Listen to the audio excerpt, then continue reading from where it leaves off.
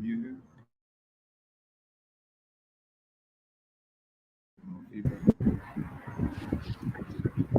Con, all praises to the power of Abraham, Isaac, and Jacob. All praise to the Most High. Shalom to the 12 tribes of Israel, to Reuben, Simeon, Levi, Judah, Dan, Naphtali, Gad, Asher, Issachar, Zebulun, Joseph, Benjamin. Right? To the 12 tribes scattered abroad. All praise to the power of Abraham, Isaac, and Jacob. For the online family, make sure when you tune in, you like, share, subscribe, right? So we can continue to push this truth, so we can wake up our people and wake up Jacob, right? Um, this is Captain Kai Rum from the Light of Zion. Hallelujah. This is Captain Samar from the Lot of Zion. All praise to the power of everybody, Jacob. Shalom to everybody that's in the building, right? Everybody that's tuning in, right? All praises. Hold on, I think. Let me see here.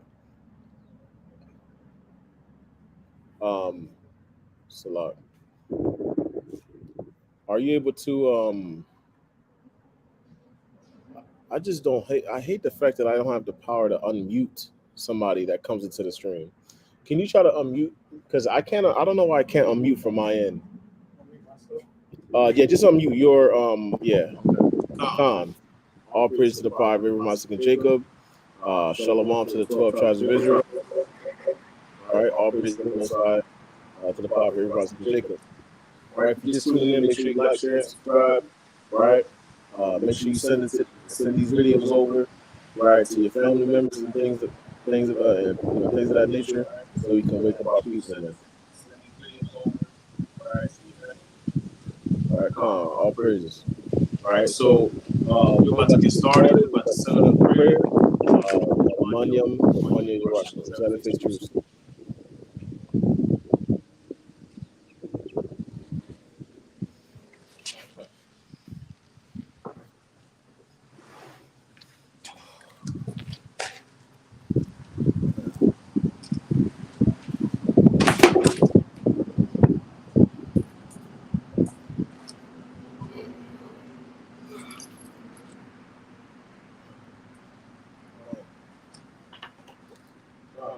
Hallelujah. Hallelujah. Hallelujah. Hallelujah. Let's think of the Shabbat. Let's be Yahweh, that gives us the Sabbath of peace. Rock the Yahweh. Rock the Yahweh. Ba'ashim. Mashiach. Yahushai. Hawa'ah. Nanawa. Hashabah. Bashalom. Let's be Yahweh in the name of the Lord Yahushai that gives us the law. Rock the Yahweh. Rock the Yahweh. Ba'ashim.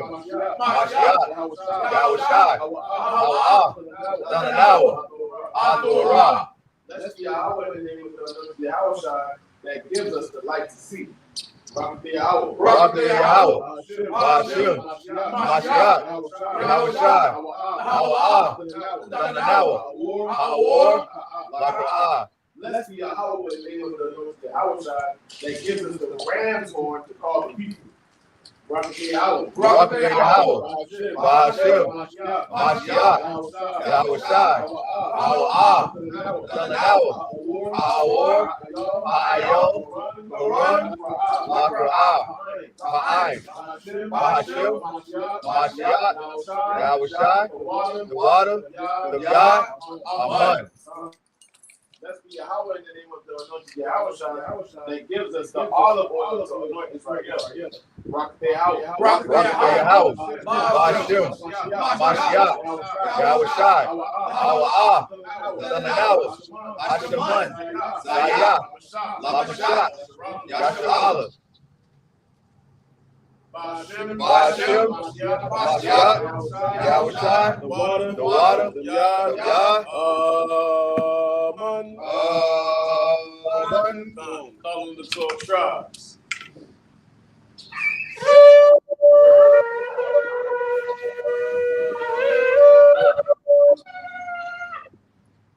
Tribes of the East. Y'all what's up? Y'all what's up? What yum? Dad.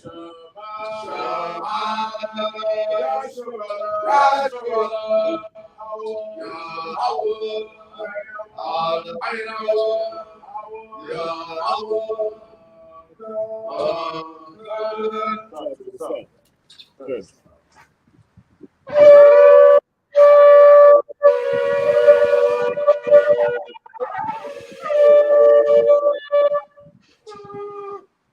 Tribes to the south. Shemaiah.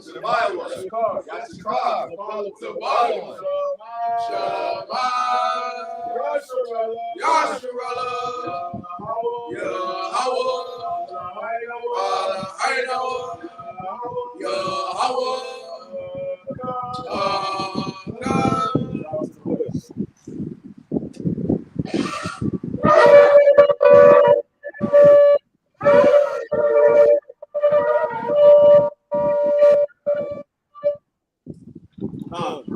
Tribes to the west. Yeah.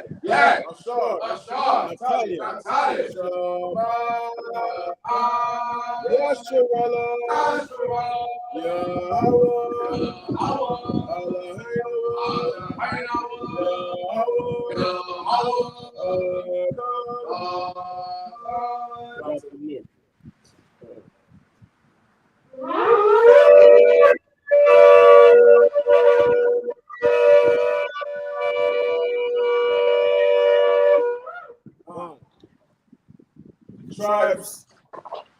Tribes to the north. Rabban. Yahweh. Oh yeah.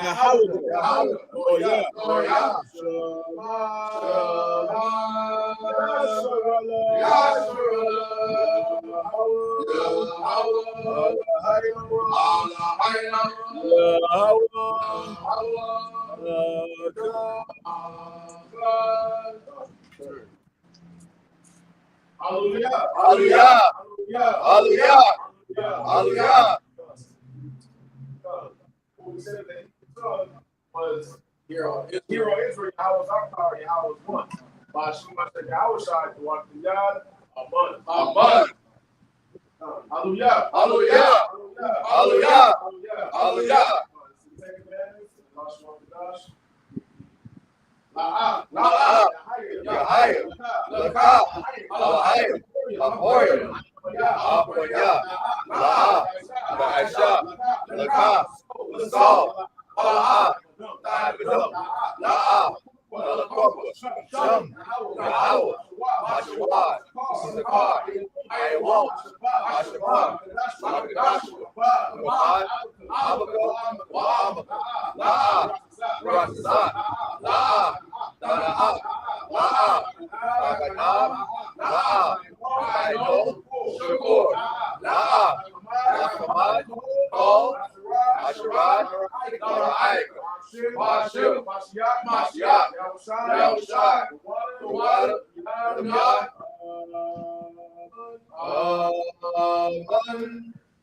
This is the book of Exodus, chapter 20, verse 1.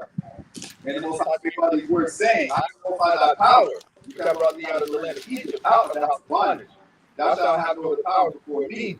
Thou shalt not make unto thee any graven images, or any likeness of anything that is in heaven above, or that is in the earth beneath, or that is in the water under the earth. Thou shalt not bow down thyself to them, nor serve them. For I the Most High thy power am a jealous power, visiting the iniquity of the fathers upon the children unto the third and fourth generation of them that hate me, and showing mercy unto thousands of them that love me and keep my commandments. Thou shalt not take the name of the Most High thy power in vain, for the Most High will not hold him guiltless that taketh his name in vain. Remember the Sabbath day and keep it holy. 6 days shalt thou labor and do all thy work, but the seventh day is the Sabbath of the Most High thy power. In it thou shalt not do any work. Thou, nor thy son, nor thy daughter, nor thy manservant, nor thy maidservant, nor thy cattle, nor thy stranger that is within thy gates.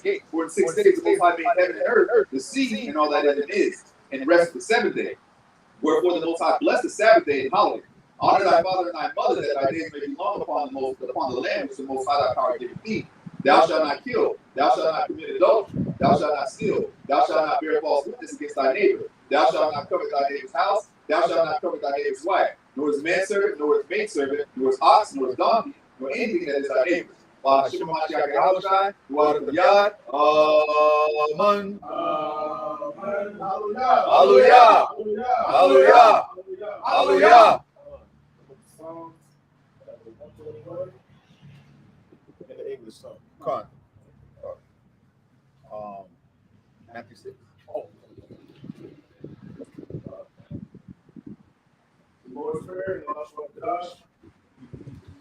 Abanawa, Shabbat Shemayim, Kodash, Ayah, Shemka, Yahweh, Lafaka, Kaba'ah, Watzaka, Ayah, Aisha, Maharatata, Koah, Ayah, Washemayim, Yanawa, Lakom, Ayawam, Salaknawa, Kabawaknawa, Salaknawa, Kabawaknawa, Wala'ah, Yanawa, Wasawan, Abo, Awashinawa, Ayan, Rai, Rayah, Laka, Malakwa, Wala'ala, Lotai Korah, Ma'alamim, Ma'ashirim, Ma'ashiach, Yahweh, the water, the Yah, Amen. This is the book of Matthew, chapter 6 and verse 9. After this manner, therefore, pray ye, our Father which art in heaven, hallowed be thy name. Thy kingdom come, thy will be done in earth as it is in heaven. Give us this day our daily bread, and forgive us our debts as we forgive our debtors. And lead us not into temptation, but deliver us from evil. For thine is the kingdom, and the power, and the glory forever. Amen. For if you forgive their trespasses, your heavenly Father will also forgive you. But if you forgive not in your trespasses, neither will your Father forgive your trespasses. By Shemashak Yahushai, the water of the God. Hallelujah. Hallelujah. Hallelujah. Hallelujah. Hallelujah. Psalms chapter 121, verse 1 in the English tongue. This is the book of Psalms, chapter 121 and verse 1. I will lift up mine eyes into the hills from whence cometh my help. My help cometh from the Most High, which made heaven and earth. He will not suffer thy foot to be moved. He that keepeth thee will not slumber. Behold, he that keepeth Israel shall neither slumber nor sleep. The Most High is thy keeper. The Most High is thy shade upon thy right hand. The sun shall not smite thee by day, nor the moon by night. The Most High shall preserve thee from all evil. He shall preserve thy soul. The Most High shall preserve thy going out and thy coming in from this time forth and even forevermore. By Shema Mashiach Yahushua, the water of the God. Amen. Hallelujah. Hallelujah. Hallelujah. Hallelujah. Psalm 133, and I'll swap the gospel. Shayar, Iowa, Adawad, Adam, Sawab, Lama, Nayam, Shabbat, Akim, Gum, Yachad, Kashiman, Asawab, Al, Ara'ash, Rad, Al, Azakwan, Zakwan, Aharan, Shayrad, Al, Ayah, Adawakila, Soso, Karam, Shayrad, Al, Ariyah, Tazawan, Ayah, Sham, Tazawab, Yahweh, Abraham, Ayam, I love Mashem, Mashiach, Yahushai, the water, the Yah, Amen. This is the book of Psalms, chapter 133, verse 1. Behold, how good and how pleasant it is for brethren to dwell together in unity. It is like the precious ointment upon the head that ran down upon the beard, even Aaron, that went down to the skirts of his garments, as the dew of Hermon, and as the dew that descended upon the mountains of Zion. For there the Most High commanded the blessing, even life forevermore. By Shema Mashiach Yahushua, the water of the Yah. Amen. Hallelujah. Hallelujah. Hallelujah. Hallelujah. Hallelujah. Hallelujah. Fine. This is the book of Psalms, chapter 92 and verse 1.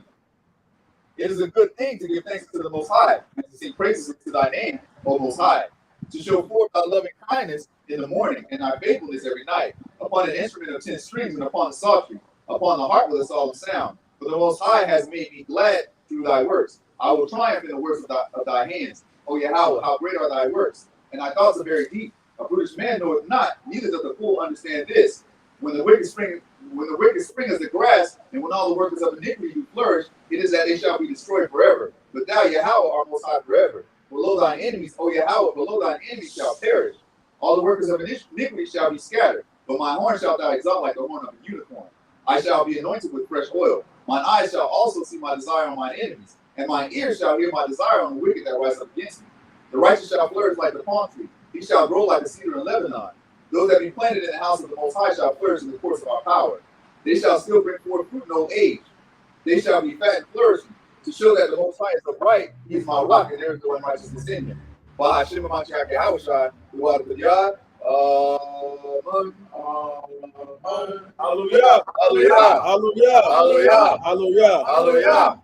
Psalm 50 to praise. Fine. This is the book of Psalms, chapter 150, to praise. Praise ye the Most High. Hallelujah. Praise the Most High in his sanctuary. Hallelujah. Praise him in the firmament of his power. Hallelujah. Praise him for his mighty acts. Hallelujah. Praise him according to his excellent greatness. Hallelujah. Praise him with the sound of the trumpet. Hallelujah. Praise him with the psaltery and harp. Hallelujah. Praise him with the timbrel and dance. Hallelujah. Praise him with the string instruments and organs. Hallelujah. Praise him upon the loud cymbals. Hallelujah. Praise him upon the high sounding cymbals. Hallelujah. Let everything that have breath praise ye Yahweh. Hallelujah. Hallelujah. Hallelujah. Praise ye Yahweh. Shema Mashiach Yahweh Shai, the water from Yad. Amen. Let everything have breath praise Yahweh. Hallelujah. Let everything have breath praise Yahweh. Hallelujah. Let everything have breath praise Yahweh. Hallelujah. All praise to the Father, and Almighty Jacob. Most High, we give you all glory and praise. Most High, Yahweh, I pray that your ears are open to our prayers. Most High, we praise you for your excellent greatness, Yahweh. Most High, for water for our us to continue to come to this process. The water to take our going out and coming in, Yahweh. Most High, we repent of all our sins, transgressions, and iniquities, Yahweh. I ask that you allow us to be clean and to see your sight, Yahweh. Most High, allow us to continue to increase in wisdom and knowledge and understanding, Yahweh. Most High, Yahweh, I pray for Captain Adoption Honor, Yahweh. I pray that you restore back the full health and strength. I pray for officers of the Captain Yahweh as well, Yahweh. I ask that you restore the spirit of healing upon him as well. I pray that you restore Marshall, Yahweh. I ask that you restore her back the full health and strength as well, Yahweh. I pray for Sister Maria and her family, Yahweh. I pray that your righteous angels continuously encamp around her family, Yahweh. Also, I pray that you have a spirit of mercy upon the children of Israel, Yahweh.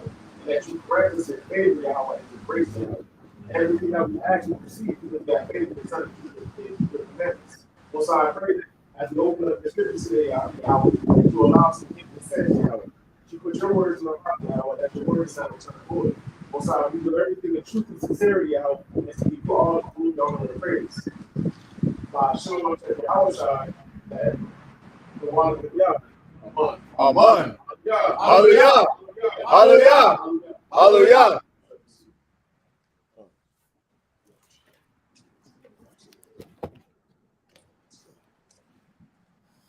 God.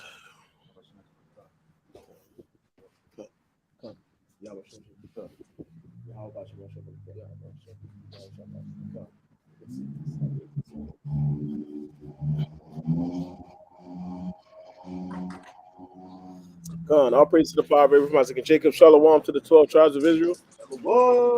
Shalom, shalom, shalom. God of Zion, LOZLeeCounty, Highlands County, all praises. Shalom, Nigel Blends. Shalom, Cena Doran. All praise to the Most High, to the Father, Abraham, Isaac, and Jacob. All praise to the Most High. Likewise for y'all as well. Peace and blessings to the family. All praise to the Most High, to the Father, Abraham, Isaac, and Jacob. All praise. All right, all praise to the bar of Abraham, Isaac, and Jacob. All right, so we're gonna first open up with the book of Colossians, chapter 3, verse 17.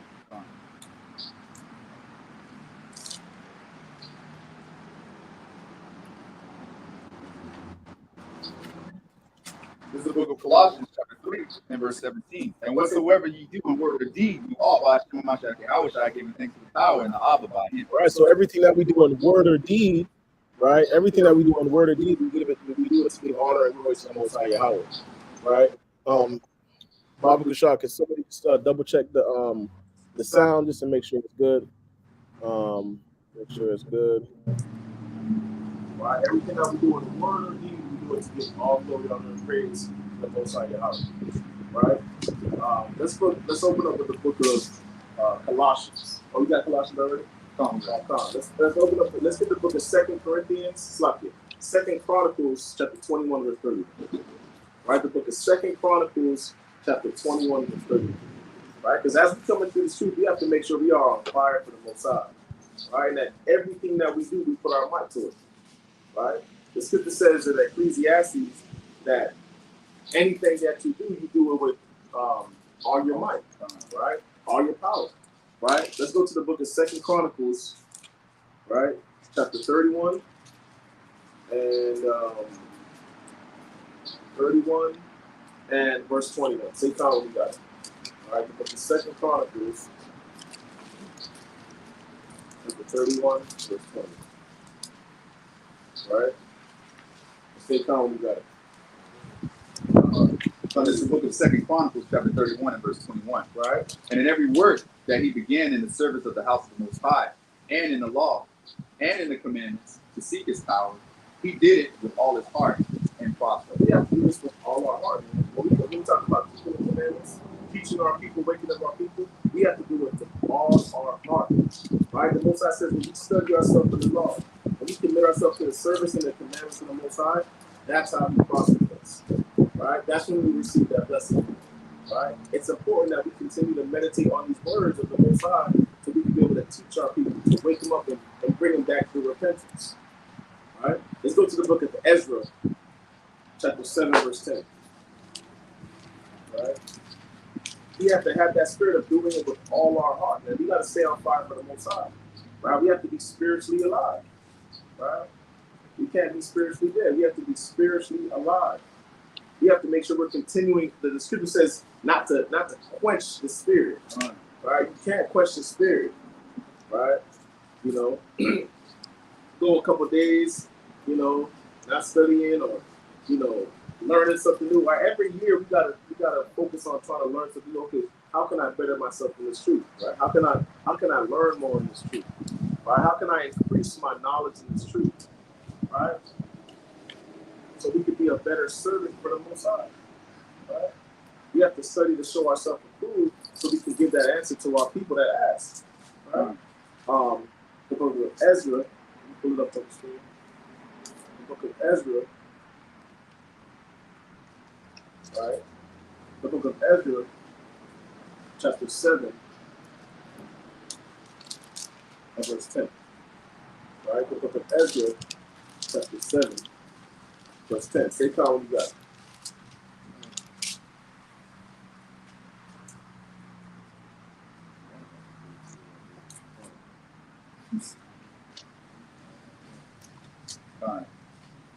Right? Let's read about the spirit that Ezra had. You read in Chronicles that the Levites, the priests, right? Everything that they did it with all their might and their hearts. That's the type of spirit that we have to seek after. Right? Read the book of Ezra, chapter 7, verse 10. This is the book of Ezra, chapter 7 and verse 10. Right? For Ezra had prepared his heart to seek the law of the Most High. And that's what we have to do. We have to constantly prepare our heart to seek the law of the Most High. Right? To continue to meditate on the word of the Most High. Right? To increase our knowledge and our understanding with the Most High. Right? For Ezra had prepared his heart. Now, what's the heart according to the Bible? It's the mind. So he prepared his mind to seek the law of the Most High. Right? To receive that instruction, that understanding. Right? He wanted the Most High to reveal himself unto him through learning the Most High's words. Right? Keep going on that. Fine. And to do it. And to what? And to do so it. Once he seek the law of the Lord, once he understood the law of the Lord, not only did he just seek it, but he did it. Right? He applied what he learned. He took what he learned and applied it to himself on a daily basis. Right? So once he learned the law of the Lord, he actually did it. He put actions behind it. Right? Keep going. And to teach in Israel statutes and judgments. Right? And he taught in Israel those statutes and those judgments. Right? He was able to teach the people the things that he learned. He was able to give the sense in regards to the things that he learned. Right? This is very important in this walk. Right? That we make sure that we can constantly seek the law of the Lord. Right? Go ahead.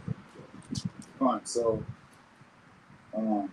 Pat brought out some powerful points. You know, we got to make sure whatever we do, right, pursuant to Colossians 3:17, we're doing it with all of our power. Right, and I say this all the time. I know I sound like a broken record. Maybe brothers and sisters online haven't heard me say it before, but I'm known for saying this in Soldier's class. Is that, you know, being woken up, right? Being brought into the truth, Most High putting our heritage back onto us, allowing us to know who we are, to be able to put our heritage back onto us, to keep the commandments. Right, to do the things that our forefathers did. It's an honor to be able to do those things because we got brothers and sisters left and right?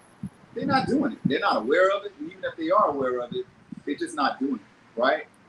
So you got to look at it as an honor to have been chosen. You got handpicked. It's like this is better than the lottery, because you know that lottery can run out, that money can run out, but salvation, the kingdom, is forever and ever, right? So we got to look at that thing and honor the fact, right, that we were chosen. For each brother that's out there teaching, right, going out on the Shabbat teaching, whether you're teaching, you know, at your job when you have the on the occasion, or sisters as well, right? We have a responsibility, and that responsibility is really changing the world. You got to look at the magnitude of what your responsibility is and how special you are to have been chosen to be able to do so. So, like the scripture says, we got to do it with our, what's that? Ecclesiastes 9 and 10. Right. Let's get that real quick. Fine. Ecclesiastes 9 and 10. Because we got to understand the magnitude, right, and the gravity of this responsibility that we've been given. Right? Imagine if there were no Israelites. Imagine if you were still asleep. You know how it is when you, since the Most High decided to wake you up, how you look at the uncircumcised Israelites across the four corners of the earth, the ones that are in your vicinity, the ones that are standing at the corner store, the sisters with the purple and pink weaving their heads still, right? You look at your people and your heart goes out to them, because it's like, how do you not know? How can't you see, right? But it's a spiritual thing. The Most High chose you, right? He chose you. So since you've been chosen, you can't take this responsibility lightly. You got to show that love by keeping the commandments and trying to wake up your brothers and your sisters, right? You get that Ecclesiastes 9 and 10. It's the book of Ecclesiastes, chapter 9, verse 10. Whatsoever thy hand findeth to do, do it with thy might. For there is no work, nor device, nor knowledge, nor wisdom in the grave whither thou goest. Son, so, you know, we all got an expiration date. And what we need to do is we need to exhaust every day, right? Live that day like there's no tomorrow, doing thus saith the Most High. Keeping the commandments, trying your best to wake up your people. I don't care, male or female, it doesn't matter. I know men are supposed to be our teachers, but sisters, you got a responsibility too. You got children that you have influence over, right?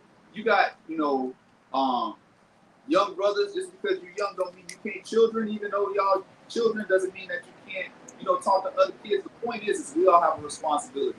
And our responsibility is to wake up our people so we can get the hell out of here. So we can get from under the thumb of our oppressor. Right? I'm tired of it, to be honest with you. Let me get Sirach chapter 33 and verse 14. Sirach 33 and 14 about Pushah. Right? We have this responsibility. We can't just take it lightly and say, you know what, today I don't feel like it. You know, because what if the camp that I saw, shout out to IUIC, because they were the first camp that I ever saw, right? So what if that day that I decided to be wherever I was, I never saw them because they decided, you know what, not today. We can't take no days off with this. The devil does not take days off. Right. Sin does not take a day off. Sin is manifested every day in just about everybody, right? This is why we in the condition that we in. This is why the world is in disarray. We trying to eradicate that off the planet Earth, right? This sin. We want righteousness here, right? Read what you got. This is the book of Sirach, chapter 33, verse 14. Good is set against evil, and life against death. Is that what I want? Are you a Sirach? Fine.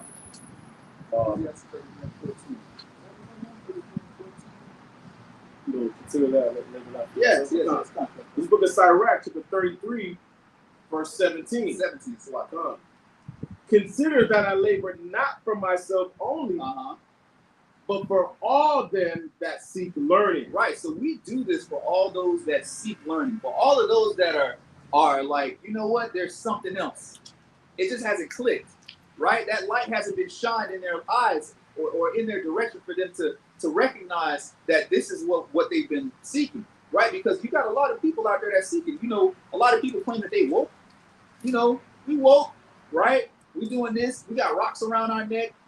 Our people are seeking spirituality. The Most High said he was going to pour out his spirit on all flesh, and that's happening right now. And this is why you're seeing this great spiritual awakening. But the point is you got people getting caught up in all of these different doctrines, not knowing what the truth is. And if they're not exposed to the truth, how are they going to find it? Right? And that's why the Most High said he chose us to do this work. You can't take no day off. On the Shabbat, just because we're here on the Shabbat, when we leave, we're still doing this work. On an individual basis, we're doing this work. When I'm at my job and I run across an Israelite in the midst of a bunch of Amalekites who I work with, I'm waking people, I'm trying my best to wake up our people. Right? So there are no days off when it comes to this job. Right? This is our occupation. Right? This is our job. And what is the payment? The kingdom. That's the payment. Right? So we got to make sure that we deal with this situation like it's life or death, because in all actuality, it truly is life or death. Spiritual life or spiritual death, which brings me to the topic of the class today. That was a great segue. I should work for CNN. Con. So let's get into it. Let me get John chapter 6 and verse 63, Baba Kushah. John 6 and 63. So, are you spiritually dead or alive? Right? Are you woke or are you asleep? What are you? What condition are you in right now? Right? Now I know all the brothers and sisters that's online right now. I believe that y'all are spiritually alive. That's right. Right? Because you had the wherewithal to come show up to class. Right? You online, you tapped in. Right? They always be talking about tap in, tap in. This is what you need to tap into. Right. Tap into the spirit. Right? Tap into the fruits of the spirit. Tap into righteousness. Tap into the Most High. Because all this other stuff that's going on in the world is not worth tapping into. We've been tapped into this all our lives. What benefit has it brought us? Right? Look what it's doing to our people. We tapping into wickedness. And this is what Satan wants. He wants us to tap into that wickedness so he can continue to rule and we can continue to stay oppressed. And Esau continue to reign over us and call us proverbs and bywords. And we don't get to the point of being the kings and the princesses that we ordained to be. Right? We took ourselves out of this situation. So now let's put ourselves back in it by getting righteous. Let's tap into righteousness. Right? John 6 and 63. The book of John, chapter 6, verse 63. It is the spirit that quickens. It is the what? It is the spirit that quickens. So it is the spirit that quickens. When you go into the Hebrew of quickening, it means to make alive, right? So it's the spirit that's going to bring you to life, right? This is what we all need to tap into. The spirit, right? What is that spirit? Continue reading.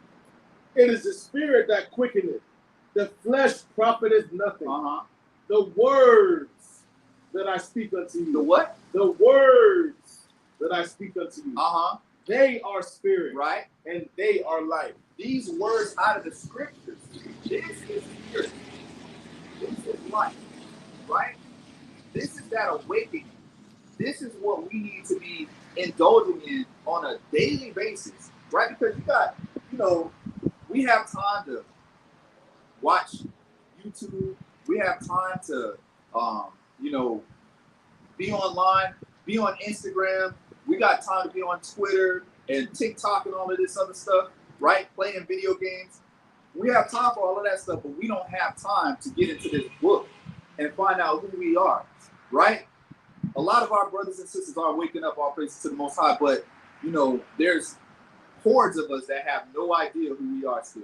There's tons of us that have no clue that this earth was made for you. Right. It was made for us, right? A lot of us have no idea that these other nations are beneath us. They're supposed to be our servants and our handmaids, right? So it's worth it.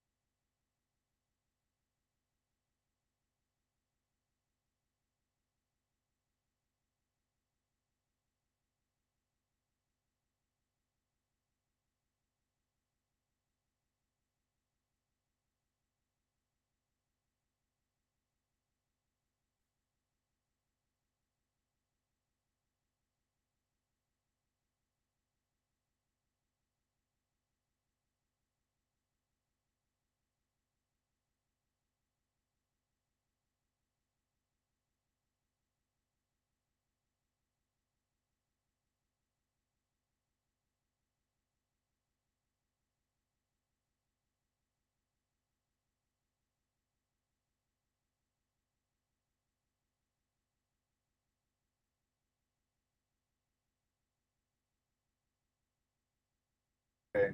Or somebody said no.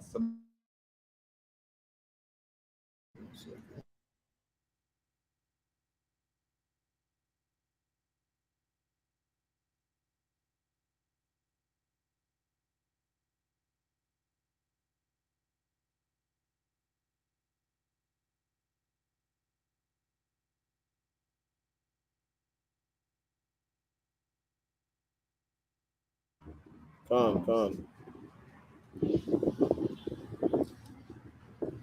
Con, shalom, shalom, shalom. Y'all can hear us now? Con, all praises. I wonder if.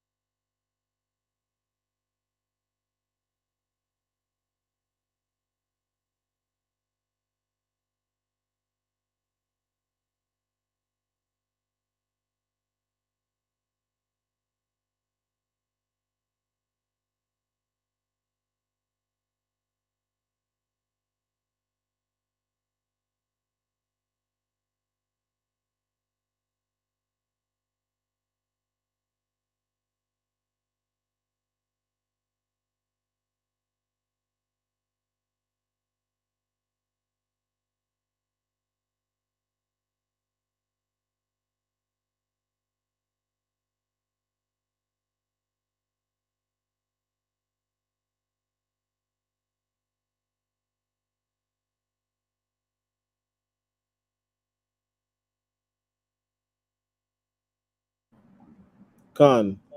Salakia. So we're gonna try to get that situated. Concap. Con, Salakia family. We having some technical difficulties. We trying to straighten this thing out real quick. Most I will, and it'll be straightened out in a couple of seconds. So just bear with us, Baba Shah. I mean, But I ain't never.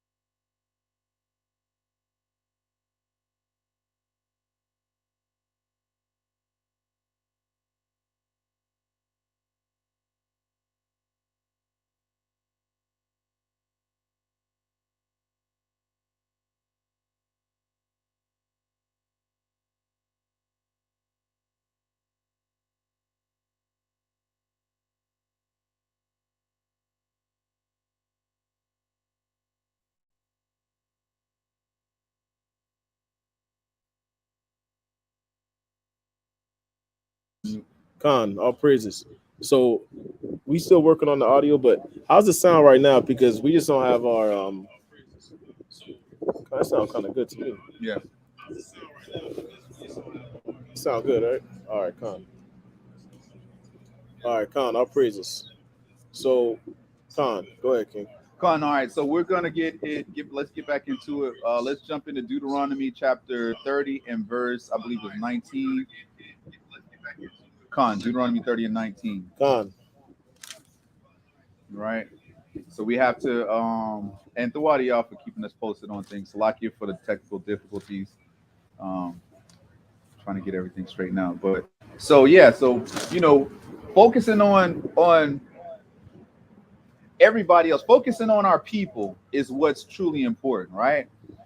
We have a responsibility, right? Scriptures say that we servants, right? We are servants to our people, right? Going out and teaching these laws, statutes, and commandments, and we're also servants to the Most High, right? So that means as a servant, you're doing what? You're doing a job, right? And your job is, number one, being woke, right? Or being spiritually alive in order to help wake other brothers and sisters up, right? Because scripture talk about us being the Walking Dead. What do you think all of these movies they put out, all these shows, right? What do y'all think about all these shows and these movies put out? It's a mockery of us. But see, that's the thing. A lot of our people don't even understand. Every movie they put out, X-Men, what is it, Avengers, and all of that stuff is scripture. All of it is biblically based. But our people don't truly understand that because we're not in the scriptures to be able to understand what's going on, right?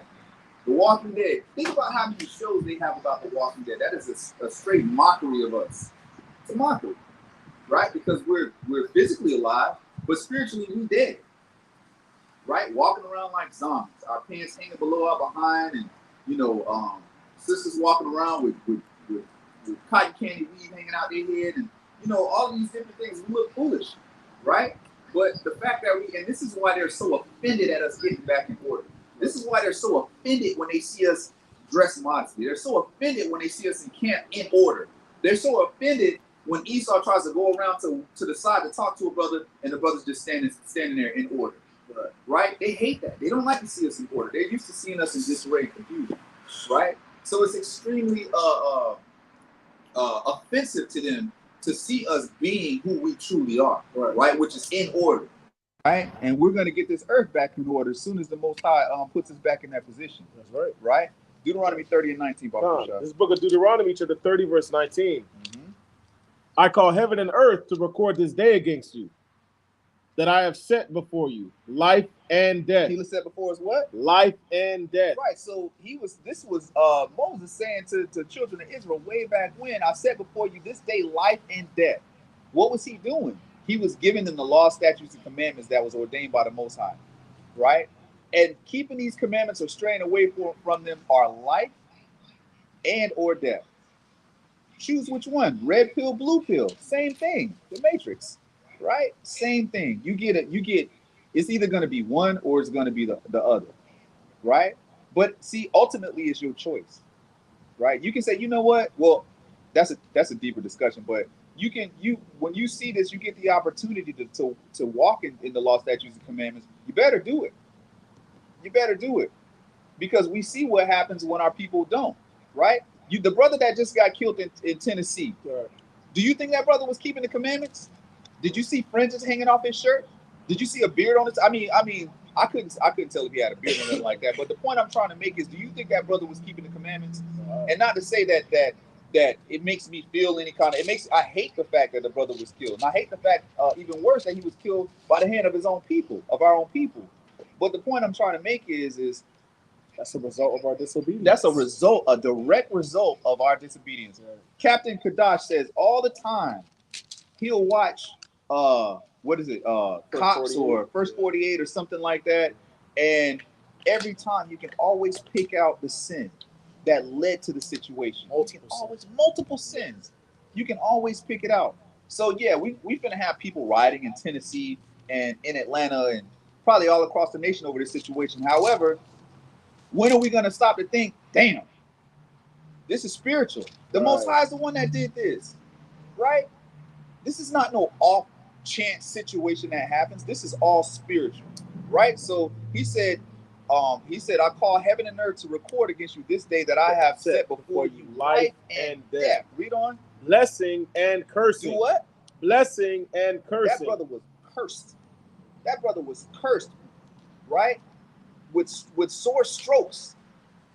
He was cursed, right? But all of us sitting here on the Shabbat, tuned in, right? Got our Bibles cracked open, rising, facing Yerushalayim, lifting our hands in supplication unto the Most High. We're blessed. We're the ones that are blessed. Let me get that blessed priest. Or let's get the blessed. Hold that. Let's get the what's that? Sirach 2 and 15, I believe. Or for which one? Blessed. Or is that 34 and 24? 34 and Sirach. Fine, is that right? Yeah. 2 and 15, right? That's for Fear of the Lord. Oh yeah, not 34 and What are you looking for? Blessed. Israel's blessed? No. It's 34 and no. Is it 34 or 24? Salakia. Give me 1 second.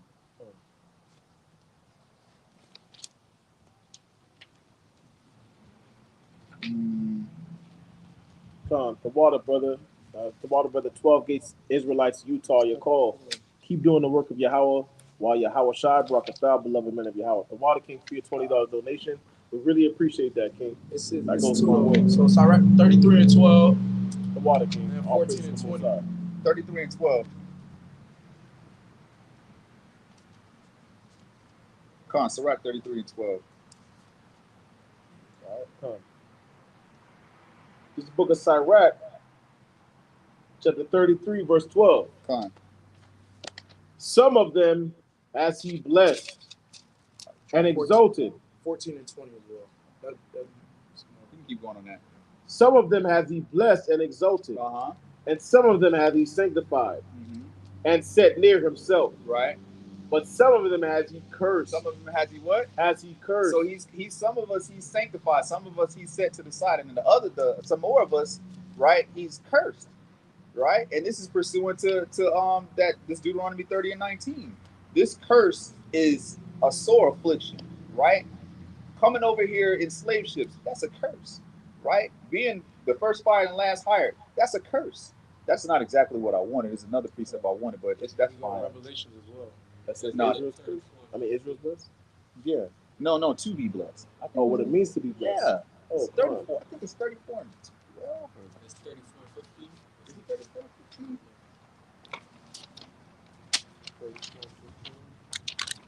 It's cool, but the point's been made that and we're going to continue going back. We're going to go back to Deuteronomy. Let's go back to Deuteronomy. That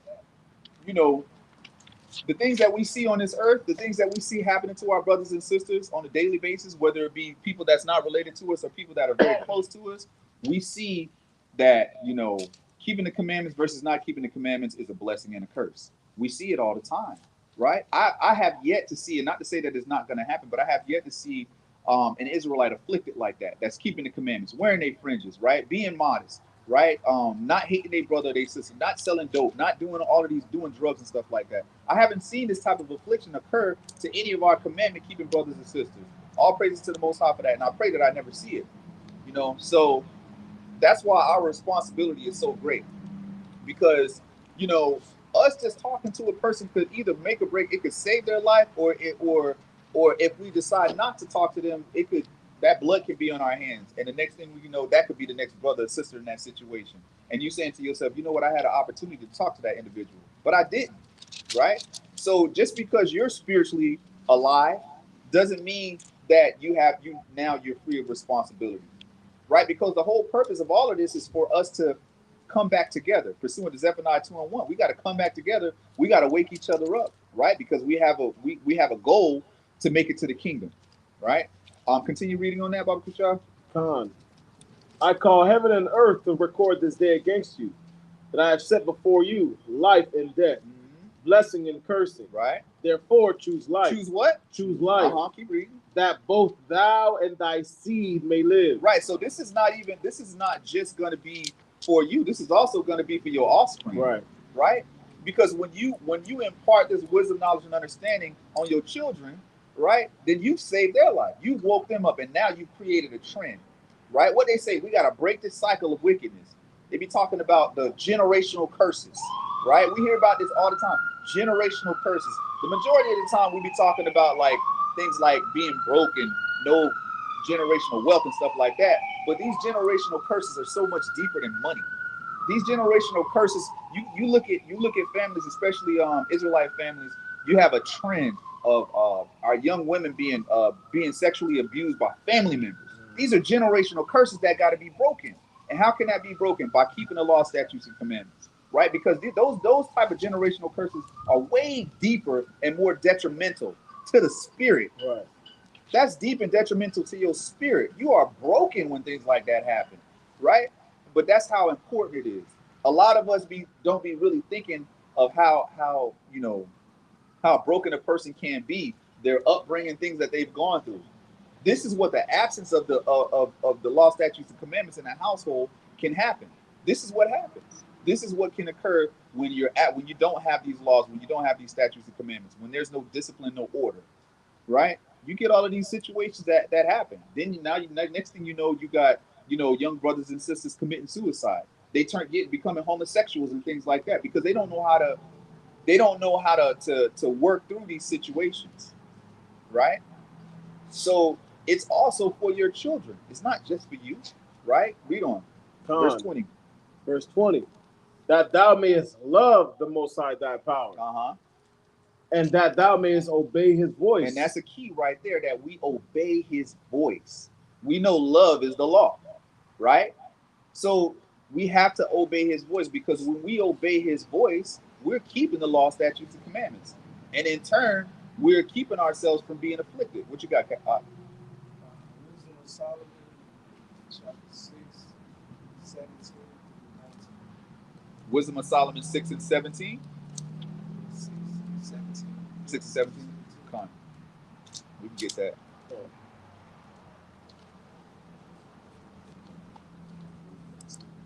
Kind of goes on with what you were just saying. Come on.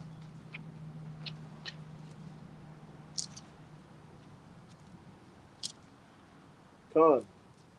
This is Wisdom of Solomon, chapter 6, verse 17. Uh-huh. For the very true beginning of her is the desire of discipline, Mm-hmm. and the care of discipline is love. Read on. And love is the keeping of her laws, Uh-huh. and the giving heed unto her laws is as the assurance of incorruption. Giving heed to the laws is the assurance of incorrection. I say this all the time, right? I talk to young brothers that's and I'm gonna keep reading on that because I know there's more. But I talk to young brothers that's like considering a wife, right? And I tell these young brothers, I be like, listen, or I'm sorry, sisters. I tell sisters this. Sisters, like when I'm talking to sisters in the world, right? Co-workers, what have you. And I'm trying to, because it's about nation building. So a lot of times I'll be talking to the sisters and I'll tell them, you need to marry an Israelite man, a man that keeps the law, statutes, and commandments. And I tell them this: marrying an Israelite man is the only safe type of situation to be in, because an Israelite man comes with guarantees. Bring that out. An Israelite man comes with guarantees, right? If he's obedient to, and of course you have to vet this man to make sure that he's keeping the law, statutes, and commandments. But if this man is keeping the law, statutes, and commandments, keeping the dietary law, right? Keeping the ceremonial law, keeping the civil law, doing all of these things, right? That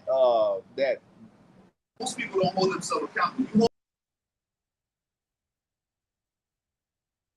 The scripture, you can go right in the Bible and say you going off, and I can prove it to you right here, right? And if that man is keeping the law, statutes, and commandments, he's gonna say, you know what, baby, you right, and I need to get right, right? That's the only type of man that an Israelite woman should be trying to be with, because that man comes with guarantees. You get with one of these knuckleheads out here in the world, Right. Tay, Ray, and Juba, you there's ain't no telling what you're gonna get. You're gonna end up pregnant, right? And alone. Right. Because that's what these type of dudes is gonna do. They have no accountability. There's nothing that governs them, right? And you got a brother that follows somebody that he can't even see. Right. You got to think about that, right? We have hard times as kids listening to what our parents say, or doing what our boss tells us to do at work, or staying in line with certain things, being disciplined ourselves, right? So if a man can keep the law, statutes, and commandments of somebody he can't even see, you're in a good situation. Right. You're in a good situation. That's right. Continue reading verse 19. Wisdom of Solomon? Come on. And incorruption maketh us near unto the Most High. Right. So that incorruption keeps us close to the Most High, right? It keeps us near unto him. And when we're near unto him, he protects us. He keeps us out of these situations where we're getting pulled over and snatched out the car and beat for a traffic stop, right? And if anybody saw that video, it broke my heart. I watched it last night because somebody put it in the chat, and it broke my heart, because even if the brother was not being completely compliant, the brother was not a threat. There were 5 cops. You don't need that many. You don't need that type of You don't need that, Right. right? 5 police officers beating this man like he was just a I don't know, like He's a his life dog, meant nothing. man. Yeah, Yeah. like he was a dog in the street. They just holding him up and punching him in the face because he was resisting arrest. Why didn't you use your taser? They never used the taser. I heard one of the cops say, I'm a billy club you to death." Wow, Like, man. what like, you know, If you ever see videos of Esau hunting pigs in the wild, they don't even treat pigs like that. right. You know what I'm saying? They treat them bad, but not even like the one like how they beat that man. They don't do them pigs like that. And these are wild hogs that they Yeah. find in the wild. Con. You know what I'm saying? Yeah. It's crazy. It's their own people that was doing And that. that's Con. Right. Con. Sister Stina, you're right. By his own people. And that's the worst part because you expect this from Esau. Yeah. You expect this from Ishmael and Moab, but you don't expect this from your own people. But What they say, it be your own people. It be your own people. The scriptures talk about how there was those ungodly persons that hated their own people. They hated their own people. Right. And you know they're gonna get the big up when they get back to the Of precinct. course, of course. Right. They're gonna be high-fiving and Right. talking about how they did that. Did you see how I hit him with that left hook? That man is dead now. That man is dead now. And now how do you feel? Do you feel like the big man now because you beat up a man that was handcuffed and it was 5 of y'all and it was your own people? It was your own people, right? So this is just, it's unacceptable, and this is what happens in the absence of discipline and law, statutes, and commandments. This is why people can say all they want, they don't believe in the Bible, but there's nothing you can say that this Bible is telling you wrong in regards to how you're supposed to treat each other. Right. It ain't gonna do nothing but better our community. It's gonna do is strengthen us and make us better as a people, right? So people can stop looking at us like we're a proverb and byword, just like the scripture says, right? All right, Con. Was that on verse 2? Con, that was it on that. Okay, Con. Let's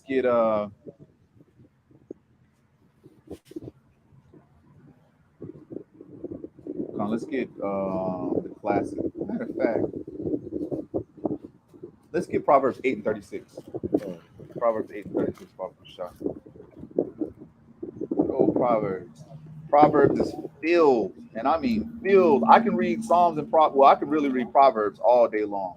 Proverbs has so much stuff in it that's beneficial. Like you can miss a line, right? You can skip a line and miss something, profound, right? So get in that Proverbs, get in that Sirach, get in these books and soak up this wisdom, man. This is Solomon speaking, wisest man on the planet. Most High blessed this man with a level of wisdom that's never been seen before on the earth since then. Right. So Khan, so are you spiritually dead or are you spiritually alive? Right? Which one are you? What's the litmus test? How do you check yourself? How do you know which one you are? Right? It's simple. Get into these scriptures. John 6:63 says that these words that I speak, they are life. So this is how you know that you're spiritually alive, right? And you have that power, right, to cast out demons. Like the scriptures say, you can cast out demons. How do you cast out demons? With this word. Right. How do you bring people back to life? With this word. Right? You have that power. This Bible is not a fairy tale. It's real, right?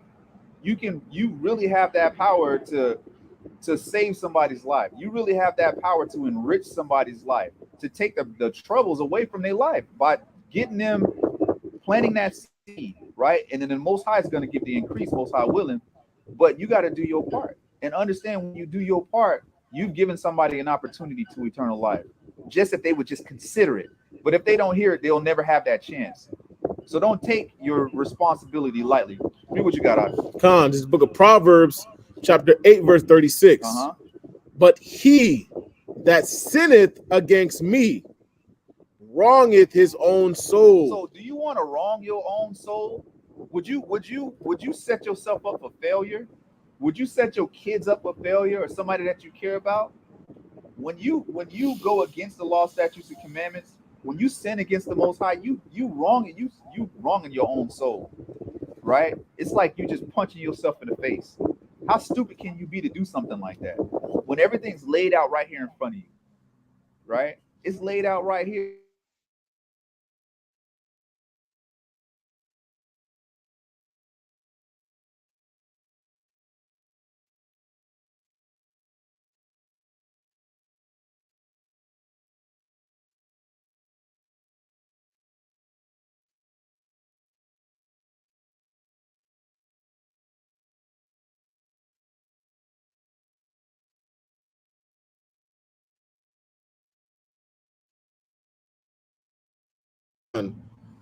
But he that sinneth against me wrongeth his own soul. All they that hate me love death. And if you hate the Most High, you love death. You love death, right? You welcome in that thing, right? It's just like preparation. The scripture's talking about being a prudent man. Being prudent, you foresee the evil, right? You foresee that evil. When you just listening to these scriptures, you're foreseeing the evil because you're being warned. No sound again? How is it? I still hear it. I still hear it too. I think it cut off for a second because of the internet. How's it sound, everybody? It's good? No. Okay, Con, all praises. The water, y'all. The water. Con. Right, so that kind of threw me off a little bit. Good, King. But Con, that's a powerful point. Right? The scripture says, but he that sinneth against me wrongeth his own soul. Mm-hmm. Right? The scriptures talk about they that sin have become enemies to their own life. Right? Let's go to the book of Tobit, chapter 12, verse 10. Right? Let's go to the book of Tobit, chapter 12, verse 10. Right? I don't want to be an enemy of the Most High, right? It's one thing to be the enemy of the Most High, but now you're an enemy to yourself as well. Well, once you become an enemy to yourself, you're an enemy to the Most High, because everything that you're doing is contrary to what the Most High wants you to do. Right? The book of Tobit, chapter 12, verse 10. This is the book of Tobit, chapter 12 and verse 10. Right? But they that sin are enemies to their own life. How can you become an enemy to your own life? Right? What are some things that would make you an enemy to your own life? Right? You tell yourself you're gonna start waking up on but then you're waking up at 8:45. Right? You making yourself an enemy to your own life. You have these goals that you want to meet, but you don't want to apply yourself to them. And then when it comes to the point where those goals come, when you need those goals to come to pass, they don't happen. Right? Mm-hmm. When you break the Most High's commandments, you are now subject to any type of punishment. Right? You are subject to those death angels. Right? Because you now have become an enemy to your own life, man. And the thing about it is you already know. You know. You wouldn't do these things, to yourself normally. So now, okay, you find out that you got to keep the law, statutes, and commandments, right? And this is the thing. Our people they'll be obedient to a job. You'll follow all the rules. You'll be there on time. Hell, you'll be there early. You'll do all the extra work, right? You'll work through lunch sometimes to make your money and to make sure your bills is paid and stuff like that. But how important is making the kingdom to you? Do you really believe in the Most High? Do you really want salvation? Or do you want to make that money and live good now? Which one is it? You really got to think about that stuff. You need to check yourself and really find out who you are and what you truly want, right? Because all it takes is for you to just do it. This is less work than your job. You're actually subtracting things that you're used to doing from your life. That's less. That's doing less. You don't have to go out and buy more stuff. You don't have to do a whole lot more. You're actually subtracting. You're taking the sin away from your life, right? That's easy to do. All you got to do is make that choice, and then you gotta be disciplined to continue doing it, right? You want to get in the gym and lose weight, you got to be disciplined. You got to get up. You got to go to the gym. You got to stick with your workout program. You got to change your diet. A lot of people will do that, right? So what's important to you? I know I'm striving to make the kingdom. I've given up a lot of things in my life. I've lost a lot of friends. I don't deal with family members no more, and to hell with it. Because the thing is what's most important is the Most High. And the thing about it, losing family members, I gain family members. Right. I got so many brothers now that's closer to me than my own blood brothers. That's right. That'll ride for me at the drop of a dime. Right? That will rebuke me as soon as I go off. That will exhort me whenever they get the opportunity. That's love right there. Right? That's real love right there. And so when you decide to keep the law, statutes, and commandments, you may lose things, but you're going to gain things as well. And the things that you gain are way more important than the things that you'll ever lose. So you got to be able to weigh those things out and find out what's truly important to you, right? Because guess what? Everything here is going to end. It's going to end. We've all been young. We get older and we start to be like, damn, I remember when I was young, I never thought about being old like this. Now I'm older. It's going to come. Everything is going to come. So stop living for today and store up your treasures in heaven for tomorrow, right? What you got up? 2 Corinthians 13 and 5. Let's get that. 2 Corinthians.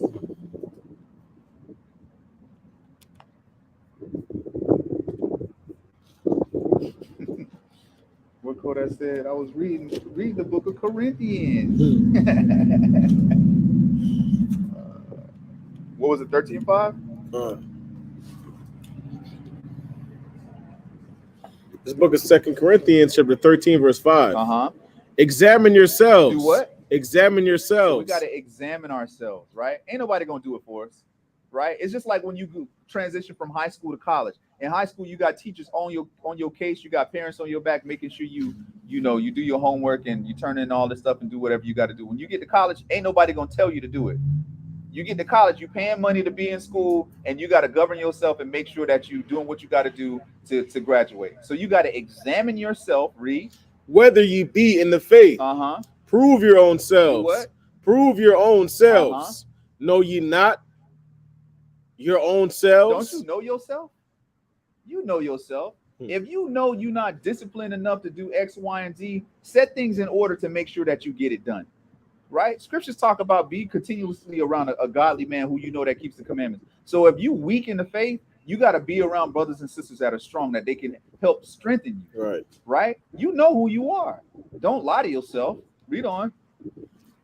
Know ye not your own selves, how that Hamashiach Yahushai is in you, except ye be reprobates. Except ye be reprobate. Right? Except you ain't trying to do what you're supposed to do. You're not trying to do, you hard-headed and stiff-necked, just like the scriptures say, right? Except ye be reprobate. And that's not what you want to be, right? Where were we? Con. We're done. That was it on that. Okay, Con. See, we're getting kind of. Con, that's all right. All right, we can get into it whenever you want to. Get into it. Let's get up Baruch 4:1. Let's get the classic. Baruch 4:1, right? This is one of the scriptures that when I first was introduced to the Apocrypha and I heard Baruch for the first time, especially Baruch 4:1, oh, and Ecclesiastes 2:1 too, but Baruch 4:1, I was like, yo, man, this is a real book, man. And this is what we all need. Right? We need this instruction, we need this wisdom. Go ahead. This book of Baruch, chapter 4, verse 1. This is the book of the commandments of the Most High, and the law that endureth forever. All they that keep it shall come to life, but such as leave it shall die. Right. So understand what it's saying. It's saying if you keep it, meaning you have to have it. Everybody don't have it. So this is our responsibility to help our people to understand that they need it, right? Introduce them to it, right? Because once you get it, you got to keep it. But if you leave it, you finished. You're going to be spiritually dead. And that's what we're trying to avoid, right? Because the majority of our people are already spiritually dead, right? So we're trying to build up this army. We're trying to build up this nation. Because you can't be a nation without families, right?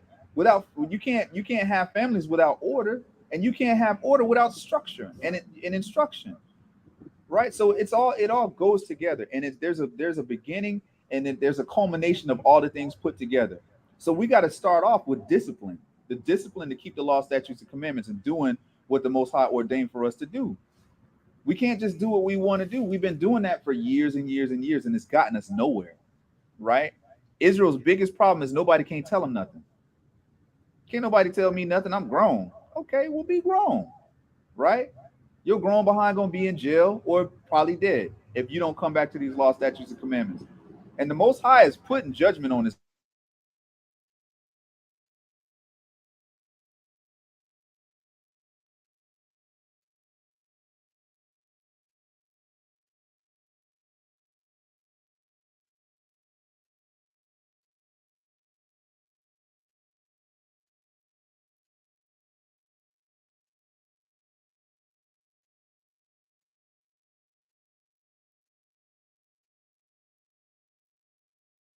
Quick statement. So I was talking to my sister, I have been trying to get in the truth. Long story short,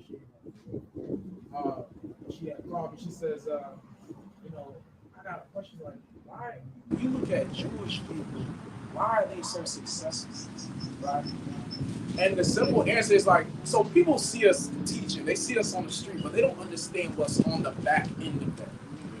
They might see us talking about the heathen going into slavery and we're going to have servants and, you know, the Most High going to kill down the wicked, but they don't understand what's on the back end about resources and nation, a family, looking out for each other, not charging each other interest, not killing each other. And I gave her the simple answer. I told her it's because they keep and apply the Torah. And it don't even belong to them. And it don't belong to them. So when you see us on the street, y'all are mad at us for teaching literally the same things they do to make them successful. And her exact words was like, you know, it makes me jealous. It's like I'm jealous of the way they move. But the thing is, you don't want to listen to what we telling y'all to be like that. Exactly. If y'all would just take 5 seconds and apply what we telling y'all in the Bible, we will be the most successful people to ever walk the face of the earth. That's right. And she said, I ain't gonna lie, I don't think we will ever be there. I said, well, we doing it right now. I said, you got thousands of Israelites that are waking up, and we have the resources in between each other. You know, we don't have the connections Jewish people got because they've raised themselves so high, but we have the resources there. We have a nation. We have a family. I was telling the story how I went all the way across this, across America, and brothers accept you in like they knew you all your life. That's the only place you could do that. Jewish people experience the same thing. They could call up Jewish people and say, I need a place to stay. Boom, just like that. That's right. When you're in the world, you can't do that. You know? So it goes back to just what you're saying. It's about how important keeping the law, statutes, and commandments is. Having that family and putting structure, authority, discipline, order, things like that. So I just want to say that. And that's very powerful that you have some That's very powerful that you said that, right? Because, and the whole jealous thing that you brought out. You hear rappers all the time talking about, I'm moving like I'm Jewish, doing this like I'm Jewish. You hear it all the time. You knucklehead, don't you realize that this belongs to us? And like you said, the only thing they take out of what they hear from us is that we don't rock with the other nations. That's the only thing they take out of that, right? They don't take out of that, you know, you're above everybody on the planet. The things that they do is what was ordained for us. We were separated from our heritage, which what we're jealous of them is our heritage. Right. So the scriptures tell you plainly that we were separated from that, and he's trying to get us back to that. But see, nobody wants to put in the work to do that. And that's one of the biggest problems. Nobody wants to put in the work to do that. And the crazy thing is that Jewish people teach the same thing. They're just not on the forefront. Well, they teach the exact same thing. We say it out loud. Right. Jewish people have been teaching this for years. Even worse though, they teach that, but even they Talmud and they Mishnah, they teaching some craziness. But we the ones that's getting demonized. Right. And see, that's the thing. We read the same Bible and we saying the same thing. It's just we're just applying it to our people because it's truly for us. Nobody has any complaints about Jewish people claiming that they're truly God's chosen people. Nobody has a problem with that. It's only an uproar when a nigga said it. That's right. straight like that. Straight like that. What do you mean a Jew can be black? That's really the whole thing. It's like it's just a foreign concept. It's just foreign to them. Mm-hmm. It's not an idea that they can accept. It's foreign to the whole world. Right. All we are is just that's really it. Right. We can't be anything else. We have no actual value. What they like to say, intrinsic value. Value, right? The only value we have is for the sources of entertainment. That's what it basically comes down to: basketball, football, rapping, acting, you know, dancing and stuff like that. TikTok. Right. That's it. That's what they see out of us. But we're a rich people, right? We're rich in so many different ways. And if we could just break ourselves out of the carnality of just focusing on money all the time, because that's our greatest downfall, right? You got the people that are put on a pedestal and they make a certain amount of money, they flash jewelry and they flash nice cars, a lifestyle that and they dangling in front of the poor portion of us, right? And then so the kids think, well, you know, I want to rap. I got to kill somebody. You know, I got to rob somebody. I got to have a reputation. So let me go start doing this crime, and I'll be in jail for a little bit, and then I'll come out, and then I'll have some clout, and then I could be, you know, I could be on BET or Right. MTV, right? I could get signed by QC, right? I could get a QC chain with some diamonds dancing and stuff like that, right? That means nothing. How many rappers have you seen die with nothing? Right. They died with nothing. What was that gangster movie? Died with nothing. The girl overdosed and died on her front porch. So what does she have to say for her life? Right? And nothing negative against the sister Yeah. at all, but the point I'm trying to make is that there is so much more important than what's going on in this life that we've seen right now, right? Because it can come go like that. You can be rich one day and dead the next. And then what have you done, right? What have you done? What's next, right? Where were we at? I Salaki. think it was at Brook 4-1. Yeah, that was the last verse. Okay, con. All right, let's continue on with that, right? Because I can kind of just like freestyle for days. We can get into it when we want to. Okay, all right, I'm gonna wrap it up. It's 2 o'clock. So let me get one more.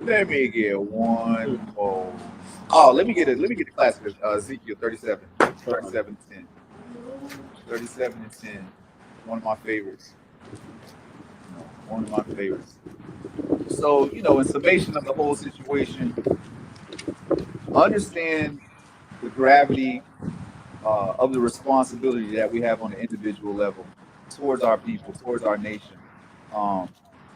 It's not just for us to wake up and for us to keep the commandments and think about ourselves. We got to gather together pursuant to Zephaniah 2:1. We have to be our brother's keeper and our sister's keeper. We got to care for each other. We got to love each other. We got to exhort one another, and we have to hold each other accountable for when we see one another go off. And I know you're not going to be like the most popular person in the neighborhood when you go and tell everybody, hey, you just happen to be walking down the street and say, hey, brother, stop smoking. Brother, pull up your pants, right? Sister, cover yourself up. Ain't nobody gonna like that. But the point is that we have that responsibility, and it's not a popularity test. I mean, it's not a popularity contest. You're not gonna be liked. You're not gonna be the favorite person. But you know what? The Most High is gonna be pleased with that. And pleasing the Most High is contrary to pleasing everybody in the earth, right? Because the earth is given into the hand of the wicked, and people have accepted the wickedness of the earth, and they're comfortable with it. But us that are in the light, we gotta let that light shine, and we can't care about what nobody thinks. That's the hard part about this, but it's worth it. Agree what you got on? This is the book of Ezekiel chapter 37, verse 10. So I prophesied as he commanded me, and the breath came into them. And the breath came into them. Right, that breath came into them, just like Genesis chapter 2 verse 7, when Adam was made, the Most High blew the breath of life in him. He received the law, statutes, and commandments. Read on. And they lived. And they what? And they lived. And they lived. And this is why we go out here and we labor every Shabbat. This is why we drive 2 hours up and 2 hours back. Right. This is why we have these classes. This is why we do everything that we do. Because we want our people to live again. We want our people to live again, and we want to be put back in our rightful place. And this is what it's all about. Right? This is what it's all about. So, continue on. Go ahead. Good. And stood upon their feet a exceeding great army. An exceeding great army, right? We are the army of the Most High. We gotta stay, circumspect. We gotta stay on our P's and Q's. We gotta stay in these scriptures, and we have to understand that what we're doing is not for ourselves, but it's for our nation. Right. Remember, Yahushua died for our nation. That's right. So we have to be on an individual level. We got to be doing this not for ourselves, but for our nation, right? Show that love, right? Show that mercy, right? Be that light for your brothers and sisters, because each person that you shine your light on, they may not light up right then and there, but guess what? That seed's planted, and you started something. Just like the wickedness started, the righteousness has to be restarted. So that's what we got to do. All praises. Powerful. Wow. All praises to the part of Isaac and Jacob. So we're gonna jump into the portion. What do we remember from last week's portion, family? All right, for everybody that was tuning in, right? What do we remember from last week's portion? Right? What plagues? What plagues did the Most High send upon the Egyptians? All the plagues. Right? What you got, King? The priests. Got the blood. Okay. Right. What else? What other plague came out? Sangre, Say it again? the frogs. Frogs. They said that they had to pile them up in a stank. A little bit of lights going on. Right, lights going going on. for the scratch. Flies. The flies. Right. That's right. That's right. Livestock was Deceased. right. Right. What else do you remember from last week's portion?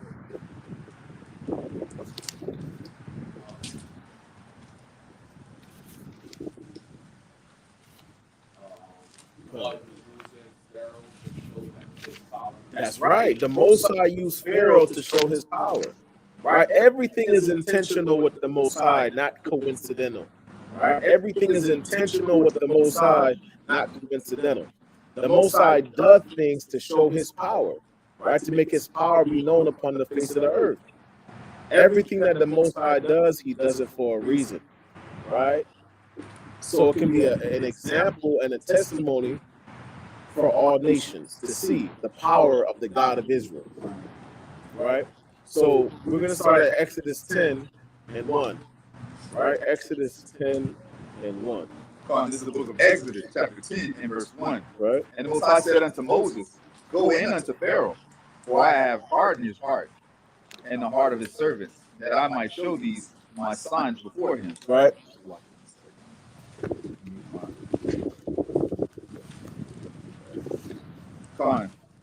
That I might show these my signs before him, and that thou mayest tell in the ears of thy son and of thy son's son what things I have wrought in Egypt, and my sign which I have done among them, that ye may know how that I am the Most High. And Moses and Aaron came in unto Pharaoh, and said unto him, Thus saith the Most High power of the Hebrews, How long wilt thou refuse to humble thyself before me? Let my people go, that they may serve me. Right? Else, if thou refuse to let my people go, behold, tomorrow will I bring the locusts into thy coast, and they shall cover the face of the earth, that one cannot be able to see the earth.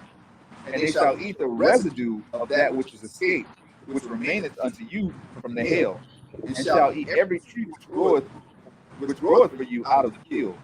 And they shall fill thy houses, and the houses of all thy servants, and the houses of all the Egyptians, which neither thy fathers nor thy fathers' fathers have seen, since the day that they were upon the earth unto this day.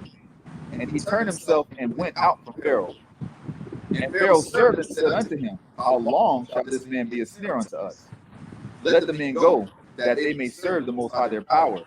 Knowest thou not, ye that Egypt is destroyed? And Moses and Aaron were brought again unto Pharaoh, and he said unto them, Go, serve the Most High your power. But who are they that shall go?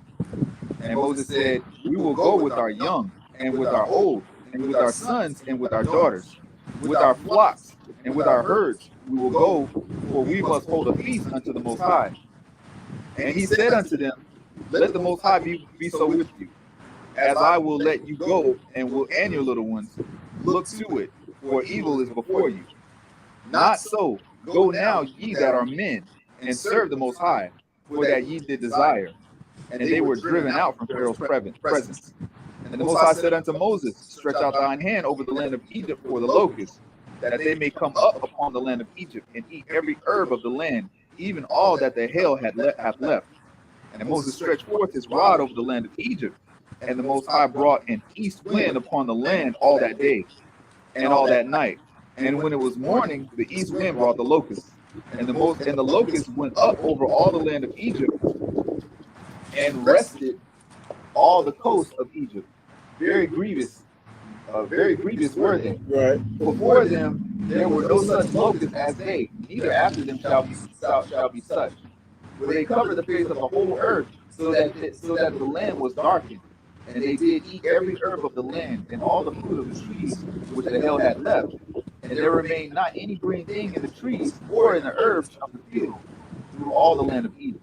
Then Pharaoh called for Moses and Aaron in haste, and he said, I have sinned against the Most High your power and against you.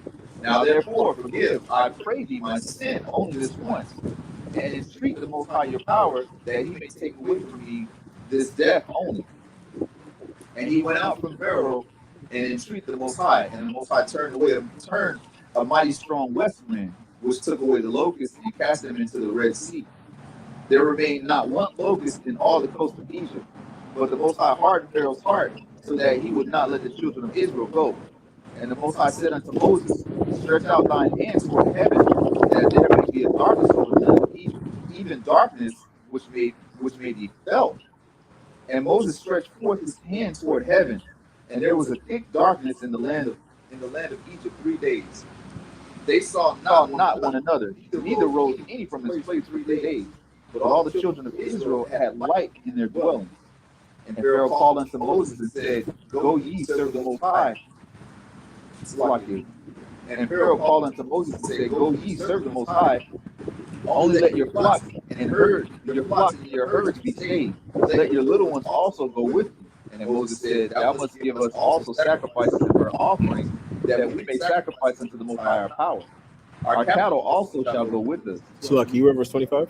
Verse 25. And Moses said, thou must give us also sacrifices and burnt offerings, that we may sacrifice unto the Most High our power. Right. Our cattle also shall go with us. There shall not an hoof be left behind.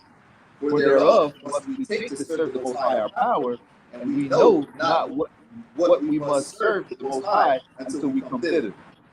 But the Most High hardened Pharaoh's heart, and he would not let them go. And Pharaoh said unto him, get thee from me, take heed to thyself, see my face no more. For in that day thou seest my face, thou shalt die. And Moses said, thou hast spoken well. I will see thy face again no more. Right. So he said, okay, say less. All right, say less. Now I'm gonna have to pull back up on you with some more smoke. Right? Straight like that. Right? On the book of Exodus, chapter 11, verse 1. You have something? Yeah, about the locusts. On. This movie where they had to capture all these locusts because it was all the grain, because they had caught a locust that could cause a famine. Yeah. Right? So I see it. They had to capture all these locusts, kill them before they cause a famine. Right. That's crazy, man. That's a scary play. Yeah, that's a scary play for real. And I mean, to think about that, that's just one insect. How many insects there are? You know how many different ways the Most High can overthrow us? Bees, ants, spiders, snakes. Like, he got so much different things that he could do to afflict the world like that. That's right. Just like that. Scriptures, there's that one scripture in Amos that talks about, it's just crazy. The Most High will use nature as his form, as his weapon. That's right. Right? Like something that you cannot control, something you can't anticipate, something you can't regulate. Right? What you got, King? Khan. All right, that's the power of the Most High, man. Right? He sends them evil angels. Right? He creates these different spirits, man. Right? The Most High can speak through his destruction. 39. Right? 39 and yeah.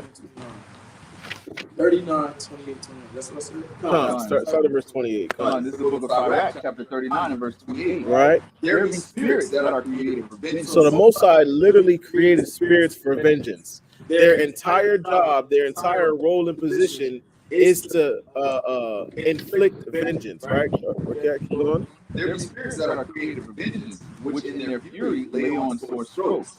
In the time of destruction they pour out their force, and appease the wrath of him that made them. Meaning what? They appease the wrath of him that made him. Right? Meaning if this is a plague that's meant for destruction, they're going to follow through with that. You know what I'm saying? It says that, and it pours out their wrath. Keep going. Verse 29. Fire and hail and famine and death. All these were created for vengeance. Right? Teeth of wild beasts. Read that again. Teeth of wild beasts. Right, teeth of wild beasts. So the Most High, when they have them, them videos where it's like a rhino charging at you. Right. Hey man, that's a spirit created for vengeance, man. When a bear snapped Right, right. Right. The Most High is not playing with that. The Most High will use these animals also as an instrument for vengeance, right? Keep going. Teeth of wild beasts and scorpions, serpents, and the sword. punishing the wicked to destruction. Right, punishing the wicked to destruction. Keep going. They shall rejoice in his commandment. The commandment that was given by the Most High, they will rejoice. Right, they get pleasure in executing that vengeance. Keep going. And they shall be ready upon them. Right, when they're called, they're going to be ready. Keep going. When need is, Right, and when their time is come, they shall not what? they shall not transgress his word. Right, they're going to be on go, like they said. Right, it's on sight. Right, they're going to be on go. Right, the Most High said that he uses the teeth of wild beasts. If I'm not mistaken, there's actually a chapter in Amos that talks about a man shall flee from the face of a bear, then he goes into the room, and then there's a serpent, and then he tries to murder the serpent, and then it's a snake. Right? That's how the Most High works, man. You cannot escape the judgment of the Most High. Right? The scripture says it likens his judgment like a ring and like a flood. Right? He says his judgment is like a flood. There was a tsunami that came through right now. There's no way you can just avoid it, man. 4 miles is finished. Right, 4 miles is finished. Look what the hurricane did. Con. I'm trying to find that in Amos. 5 and 19. Con. You say it again? 5 and 19. All right, let me get the book of Amos, chapter 5, verse 19. The Most High uses these spirits, man. Right? He uses these spirits for his destruction. Amos 5 and 19. Let's get that. I showed you that the Most High has the most control over these wild beasts, man. He has control over the weather and the animals. Right? This is the book of Amos, chapter 5, and verse 19. Right? As if a man did, you want me to go start Start verse. Yeah, you can start there. Amos 5 and 18. Woe unto you that desire the day of the Most High. To what end is it for you that the day of the Most High is darkness and not light? Right? As if a man did flee from a lion. Right, you flee from the lion, keep going. And a bear met him. And a bear met him. So you got out of there, right? You was able to hit him with what they call it in football?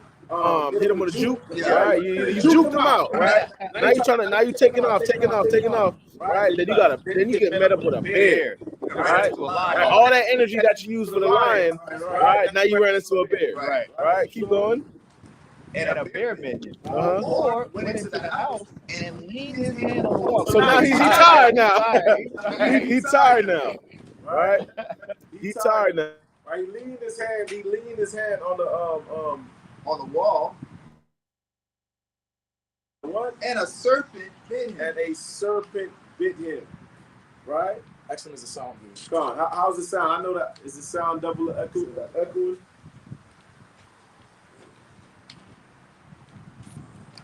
It's good. Gone. Right? So you see the Most High's judgment, man. You cannot escape the Most High's judgment. Right? Grace is not predicated on us. It's predicated on the Most High. Right? It's dependent upon the Most High if he wants to give that grace. At any given time, right, he can send his shooters, right? So let's go back to Exodus 11, right? Any given time, man. See a bear in Florida. Just imagine that. Right. He controls all these things, man. That's so funny how he said you get away from the bear and then he put his hand on the Oh, wall. he's like that boy he's tired. tired. He's tired. About to have a heart attack. Right. Lions and tigers. He's about to tell everybody how he just escaped a lion and the bear. Next thing you know, snake killer. Right, snake killer, right? This is the book of Exodus, chapter 11 and verse 1. Right.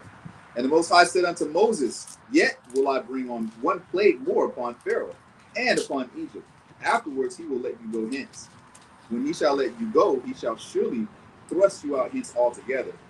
Speak now in the ears of the people, and let every man borrow of his neighbor, and every woman of his neighbor, jewels of silver and jewels of gold. Right. And the Most High gave the people favor in the sight of the Egyptians. Moreover, the man Moses was very great in the land of Egypt, in the sight of Pharaoh's servants, and in the sight of the people.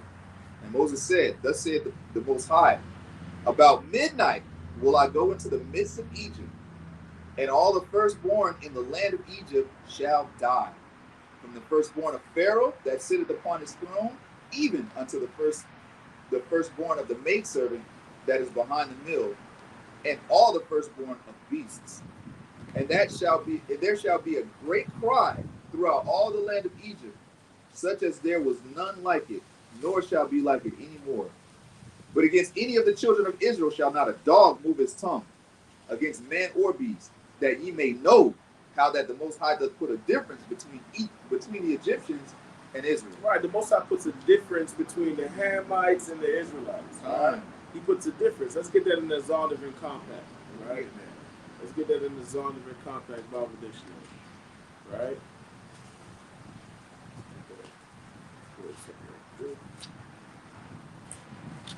Right.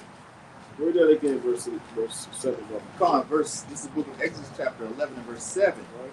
But against any of the children of Israel shall not a dog move his tongue. Right, that dog is talking about the other nations. Man. Right. Right? These other nations is that dog that is talking about. Right? They got to make sure they know who they're talking about before they say anything crazy. Right? Like father, like son. Like father, like son. Right. Exactly. Right? Keep going. Con. Get that in the Zondervan Bible. The Zondervan Bible. Ham. Right, ham. Ham sandwich. Ham sandwich, right. All right, ham. I highlighted that.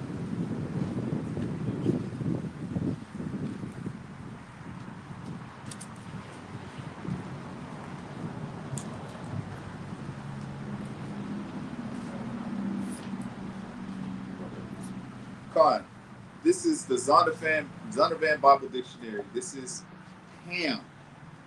Ham, the youngest son of Noah, born probably about 96 years before the flood, and one of 8 persons to live through the flood. He became the progenitor of the dark races, right? Not the Negroes. Right, he's the progenitor of the dark races, not the Negroes. There's a distinction between a Hamite and an Israelite, right? You can go back to that. It was more. Huh? It was more. Oh, on the definition, it gives Con. It goes into the Canaanite tribes, right? The Egyptians, the Canaanites, the Girgashites, right? These are distinct from the Israelites, right? There's a distinction there, right? Keep going. Book of Exodus chapter 11 and verse 8. Right. And all these thy servants shall come down unto me, and bow down themselves unto me, saying, Get thee out, and all the people that follow thee, and after that I will go out. And he went out from Pharaoh in a great anger. And the Most High said unto Moses, Pharaoh shall not hearken unto you, that my wonders may be multiplied in the land of Egypt. And Moses and Aaron did all these wonders before Pharaoh, and the Most High hardened Pharaoh's heart, so that he would not let the children of Israel go out of his hand. Right. So we see the Most High, everything that he does is for a purpose and a reason. Right? Let's go to Exodus 12. This is the book of Exodus, chapter 12, and verse 1. And the Most High spake unto Moses and Aaron in the land of Egypt, saying, This month shall be unto you the beginning of months. It shall be the first month of the year to you. What month is that? The month of Abib. That's right, the month of Abib. Right? Keep going. Speak ye unto all the congregation of Israel, saying, In the 10th day of this month they shall take to them every man a lamb, according to the house of their fathers, a lamb for an house. And if the household be too little for the lamb, let him and his neighbor next unto his house take it according to the number of the souls.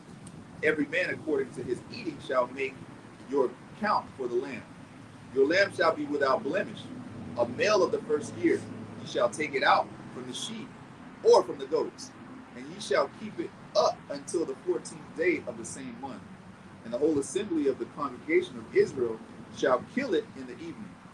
And they shall take of the blood and strike it on the 2 side posts and on the upper doorpost of the house, where they shall eat it.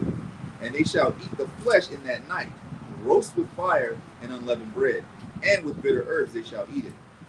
Eat not of it raw, nor sodden at all with water, but roast with fire, his head with his legs, and with the pertinence thereof. And ye shall let nothing of it remain until the morning, and that which remaineth of it until the morning ye shall burn with fire. And thus shall ye eat it, with your loins girded, your shoes on your feet, and your staff in your hand. And ye shall eat it in haste. Right. It is the Most High's Passover. It is the what? The Most High's Passover. Right. So we get the establishment of the Passover, right? The codification and the initiation and the installation of the Passover, right? Let's go to the book of Matthew, chapter 26, verse 18, because we see our Messiah also kept the Passover as well, right? Let's go to the book of Matthew, chapter 26, verse 18.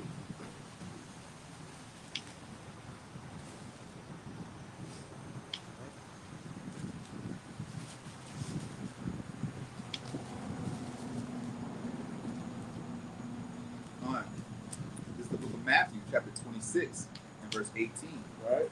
And he said, "Go into the city to such a man, and say unto him, the master said, my time is at hand.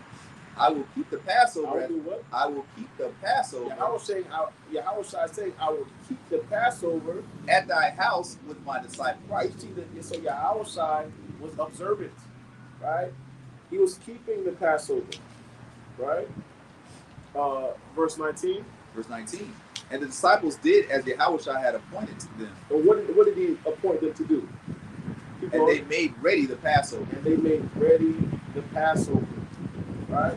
Yahushua was keeping the Passover, right? He was keeping the law, statutes, and commandments. Right? Let's go back. On. This is the book of Exodus, chapter 11, chapter 12, and verse 12. For I will pass through the land of Egypt this night, and will smite all the firstborn of the land of Egypt, both man and beast. And against all the gods of Egypt I will execute judgment. I am the Most High.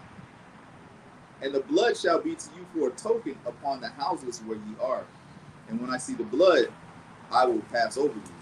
And the plague shall not be upon you to destroy you, when I smite the land of Egypt. And this day shall be unto you for a memorial, and ye shall keep it a feast to the Most High throughout your generations. Ye shall keep it a feast by an ordinance forever. 7 days shall you eat unleavened bread. Even the first day ye shall put away leaven out of your houses. For whosoever eateth leavened bread from the first day until the seventh day, that soul shall be cut off from Israel. And in the first day there shall be an holy convocation. And in the seventh day there shall be an holy convocation to you. No manner of work shall be done in them, save that which every man must eat. That only may be done of you. And ye shall observe the feast of unleavened bread, for in this selfsame day have I brought your armies out of the land of Egypt. Therefore shall ye observe this day in your generations by an ordinance forever. In the first month, on the 14th day of the month, at even, ye shall eat unleavened bread until the 21st day of the month at even. 7 days shall there be no leaven found in your houses. For whosoever eateth that which is leavened, even that soul shall be cut off from the congregation of YASHARAHLA, whether he be a stranger or born in the land. And that's a powerful point right there. I want to make this point very clear. Let's read that verse, Exodus 19, one more time. This is the book of Exodus, chapter 12 and verse 19. 7 days shall there be no leaven found in your houses. Right. For whosoever eateth that which is leavened, even that soul shall be cut off from the congregation of Israel. So it's talking about the congregation of Israel. Keep going. Whether he be a stranger, Keep going. or born in the land. Right. So we understand that the word stranger is not something that is exclusive to a non-Israelite. Right. And I definitely wanted to get into that as well as we continue going into to progress into this chapter. Right. So keep that in mind about the stranger. Right. Continue on that. Verse 20. You shall eat nothing leavened. In all your habitations shall ye eat unleavened bread. Right. Then Moses called for all the elders of Israel and said unto them, draw out and take you a lamb according to your families, and kill the Passover. And ye shall take a bunch of hyssop and dip it in the blood that is in the basin, and strike the lintel and the two side posts with the blood that is in the basin. And none of you shall go out at the door of his house until the morning, for the Most High will pass through to smite the Egyptians. And when he seeth the blood upon the lintel and on the two side posts, the Most High will pass over the door, and will not suffer the destroyer to come in unto your houses to smite you. Right. And ye shall observe this thing for an ordinance to thee and to thy son forever. Right. And it shall come to pass, when ye be come to the land which the Most High will give you, according as he hath promised, that ye shall keep the service. And it shall come to pass when your children shall say unto you, what mean ye by this service? That ye shall say, it is the sacrifice of the Most High's Passover, who passed over the houses of the children of Israel in Egypt, when he smote the Egyptians and delivered our houses, and the people bowed the head in worship. Right, so that's very important on why the understanding of the Passover is important. So we can teach our children's children the importance of the Passover, right? It's more than just the Passover when they ask us, why do we wear our fringes? Why do we keep our beard? Why can't I have this double bacon cheeseburger, right? We have to be able to go into the law and show them this is why we do this thing. This is the part of this is the part of the covenant, right? A part of our culture, right? Keeping the Passover, right? So when our children's children continue to see that we're doing, we're able to give that answer to them to show them this is why it's a part of our culture, right? Keep going on that. Verse 28. Right. And the children of Israel went away and did as the Most High had commanded Moses and Aaron. So did they. And it came to pass that at midnight, the Most High smote all the firstborn in the land of Egypt, and the firstborn of Pharaoh that sat on his throne, unto the firstborn of the captive that was in the dungeon, and all the firstborn of cattle. Right. So not only did they kill the firstborn, they killed the cattle too. Right. He needs all that. Right. Keep going. And Pharaoh rose up in the night, he and all the servants and all the Egyptians, and there was a great cry in Egypt, for there was not a house where there was not one dead. Right. And he called for Moses and Aaron by night and said, rise up and get ye forth from among my people, both ye and the children of Israel, and go serve the Most High as ye have said. Also take your flocks and your herds as ye have said, and be gone and bless me also. And the Egyptians were urgent upon the people that they might send them out of the land in haste. For they said, we be all dead men. Right. They say, yo, if they don't leave, we don't be all dead men. Right. It's not just going to be the cattle and the firstborn, but it's going to be everybody that's amongst our nation. Right. Keep going on that. Verse 34. And the people took their dough before it was leavened, their kneading troughs being bound up in their clothes upon their shoulders. Right. And the children of Israel did according to the word of Moses, and they borrowed the Egyptians jewels of silver and jewels of gold and raiment. Right. So I need all that. Right. I need that. They had to pretty much add on to the possession. Right. They had to take something to go before they leave. Right. Let me get that. Right.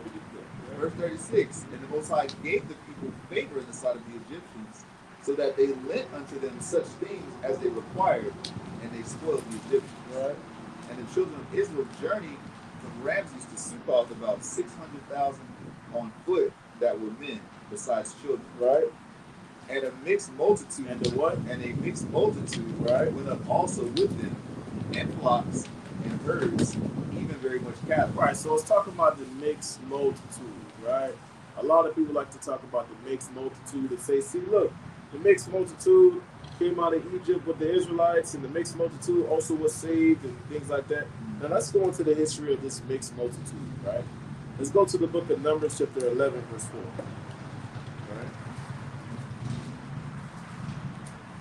Let's go to the book of Numbers, chapter 11, verse 4. And let's see what happened to this mixed multitude.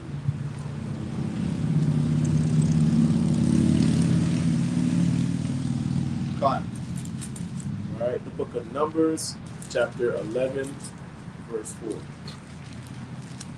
This is the book of Numbers, chapter 11 and verse 4. Right. And the mixed multitude. And the what? The mixed multitude. Right, so that same mixed multitude that was exiled with the Israelites out of Egypt, right? And that mixed multitude came going. That was among them, right? Fell a-lusting. They did what? Fell a-lusting. They fell a-lusting, right? So the mixed multitude fell a-lusting, right? Keep going. Fine. And the mixed multitude that was among them fell a-lusting, and the children of Israel also wept again and said, who shall give us flesh to eat? Right, so let's see what happened to the mixed multitude, the ones that went that fell a-lusting. Let's jump down to verse 33. Right, Numbers 11 and 33. Fine, verse 33. And while the flesh was yet between their teeth, ere it was chewed, the wrath of the Most High was kindled against the people, and the Most High smote the people with a very great plague. And he called the name of that place what verse are you in? 33, 34 now. Read verse 33. Verse 33. And while the flesh was yet between their teeth, right, ere it was chewed, the wrath of the Most High was kindled against the people, and the Most High smote the people with a very great plague. Right. And he called the name of that place Kibroth Hatava, right? because they buried the people that lusted. So the people that lusted, that mixed multitude that lusted, they got destroyed. Right? The mixed multitude that fell a lusting, they were destroyed. Right? So that mixed multitude was not joined into the covenant. That mixed multitude was not a part of the promises. That mixed multitude actually received destruction in the wilderness. Right? Let's go back.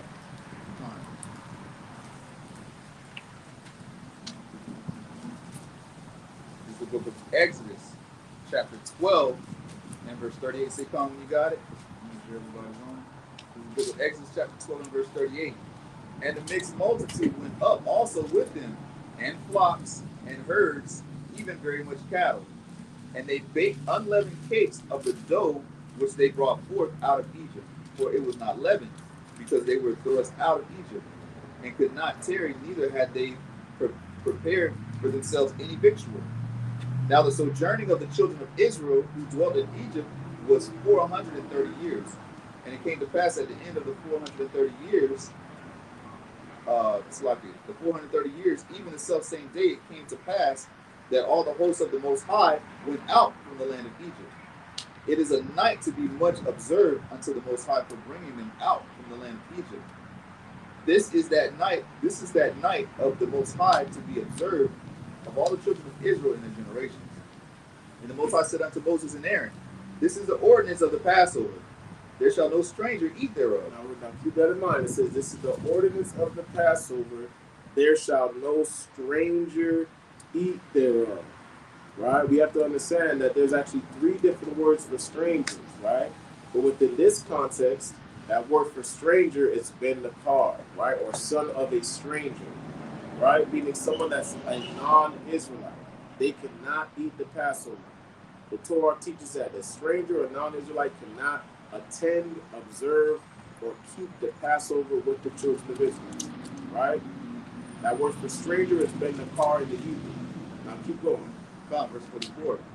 But every man's servant that is bought for money, when thou hast circumcised him, then shall he eat thereof. Right. A foreigner and an hired servant shall not eat thereof. Right. In one house shall it be eaten. Thou shalt not carry forth out of the flesh abroad out of the house, neither shall you break a bone thereof. Right. All the congregation of Israel shall keep it. That's the distinction. All the congregation of Israel shall keep it. Keep going. And when a stranger shall sojourn with thee. So now you have a stranger here. This is the stranger that is an Israelite, right? You have ben nakar and you have gar, right? That word gar is in reference to an Israelite stranger, right? So when a stranger shall sojourn with thee, or a gar or Israelite foreigner shall sojourn with thee, keep going. And when a stranger shall sojourn with thee and will keep the Passover to the Most High, let all his males be circumcised, and then let him come near and keep it. And he shall be as one that is born in the land. For no uncircumcised person shall eat thereof. Right. One law shall be to him that is homeborn, and unto the stranger that sojourneth among you. Right. Thus did all the children of Israel, as the Most High commanded Moses and Aaron, so did they. Right. So we understand that the Israelites can be referred to as strangers as well. Right. Let's get a quick precept on that. Right. Let's go to the book of Psalms, chapter 64. Right.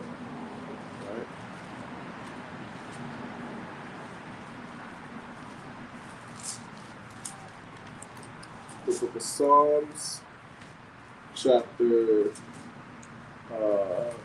60.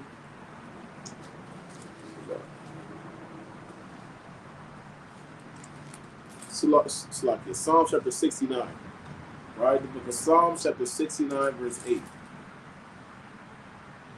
let's go to the book of Psalms, chapter 69, verse 8. Right? That word stranger is not exclusive to a non-Israelite. Right? So go to the book of Psalms, chapter 69, verse 8. Say, come when you got it. Come on, this is the book of Psalms, chapter 69 and verse 8. Right? And the people went about and gathered it. 69 and 8. Psalms. Right. So we see that we're going to read a Psalm of David.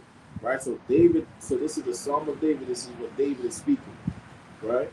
This is the book of Psalms, chapter 69 and verse 8. Right. I am become a I stranger. become what? A stranger. David is saying, I have become a stranger. Keep going. Unto my brethren. Right. And an alien unto my mother's children. Right, showing you that an Israelite could be referred to as an Israelite and, a stranger and an alien. Right? That word is not exclusive to other nations. Right? There's also other examples. Let's go to another precept. Leviticus 25 and 35. Right? Leviticus 25 and 35.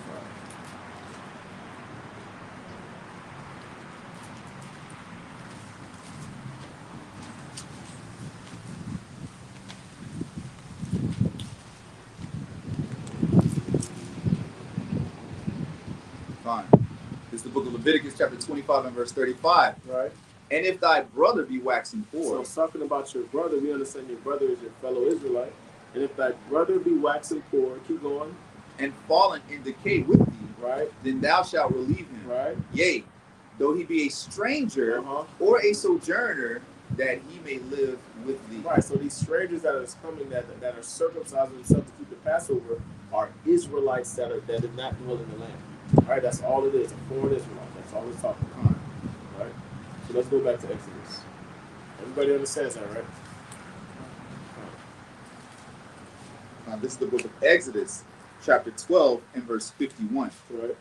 And it came to pass the selfsame day that the Most High did bring the children of Israel out of the land of Egypt by their armies. Right. Chapter 13. And the Most High spake unto Moses, saying, Sanctify unto me all the firstborn, whatsoever openeth the womb among the children of Israel, both of man and of beast, it is mine. And Moses said unto the people, Remember this day in which ye came out from Egypt, out of the house of bondage. For by strength of hand the Most High brought you out from this place. There shall no leavened bread be eaten. This day came ye out of the month of Abib. And it shall be with the Most High, and it shall be when the Most High shall bring thee into the land of the Canaanites, and the Hivites, and the Amorites, and the Hivites, and the Jebusites, which he sware unto thy fathers to give thee, a land flowing with milk and honey, that thou shalt keep this service in this month. 7 days thou shalt eat unleavened bread, and in the 7th day shall be a feast unto the Most High. Unleavened bread shall be eaten 7 days, and there shall no leavened bread be seen with thee, neither shall there be leaven seen with thee in all thy quarters. And thou shalt show thy son in that day, saying, This is done because of that which the Most High did unto me when I came forth out of Egypt. And it shall be for a sign unto thee upon thine hand, and for a memorial between thine eyes, that the Most High's law may be in thy mouth. For with a strong hand hath the Most High brought thee out of Egypt. Thou shalt therefore keep this ordinance in his season from year to year. And it shall be when the Most High shall bring thee into the land of the Canaanites, as he sware unto thee and to thy fathers, and shall give it thee, that thou shalt set apart unto the Most High all that openeth the matrix, and every firstling that cometh of a beast which thou hast, the male shall be the Most High's. And every firstling of a donkey that thou shalt redeem with a lamb, and if thou wilt and if thou wilt not redeem it, then thou shalt break its neck. And all the firstborn of a man among thy children shalt thou redeem. Right. And it shall be when thy son asketh thee in the time to come, saying, What is this? That thou shalt say unto him, By strength of hand the Most High brought us out of Egypt from the house of bondage. Right. So we see that the Most High is establishing these things so we can teach our children and our children's children this testimony that was established in Jacob. Right. Let's go to the book of Psalms, chapter 78, verse 5. Right? The book of Psalms, chapter 78, verse 5. Right. The Most High established this blessing and this covenant with the children of Israel. Right. So we can teach our children's children this culture and the testimonies and the events that the Most High did for the children of Israel. All right, let's go to the book of Psalms, chapter 78, verse 5. This is the book of Psalms, chapter 78 and verse 5. Right. For he established a testimony in Jacob. Start at verse 4, Bible Verse 4. Right.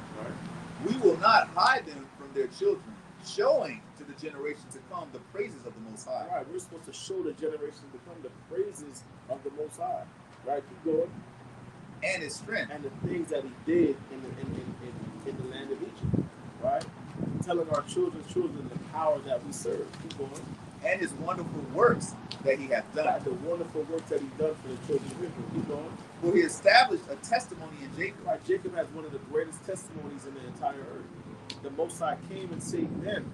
The Most High sent 10 plagues to a nation that was oppressing them, right, and abusing them. Keep going. And appointed a law in Israel. He gave us a law. The Most High blessed us with that law, right? And what is that law? The law, the scripture says the law is our heritage, right? That's the law that he established in Jacob, the heritage, the culture of the children of Israel. Keep going. Which he commanded our fathers that they should make them known to their children, Right? that the generation to come might know them, even the children which should be born, who should arise and declare them to their children, that they might set their hope in the Most High and not forget the works of the Most High, but keep his commandments. Right, and that's the purpose that our children shall set their hope in the Most High and not forget the works of Yahweh, but keep his commandments. This is what he established for Jacob. This is the testimony that he established in Jacob. Let's go to the book of Nehemiah. Right, the book of Nehemiah, chapter 9, and let's start at verse 12, if I'm not mistaken. Right?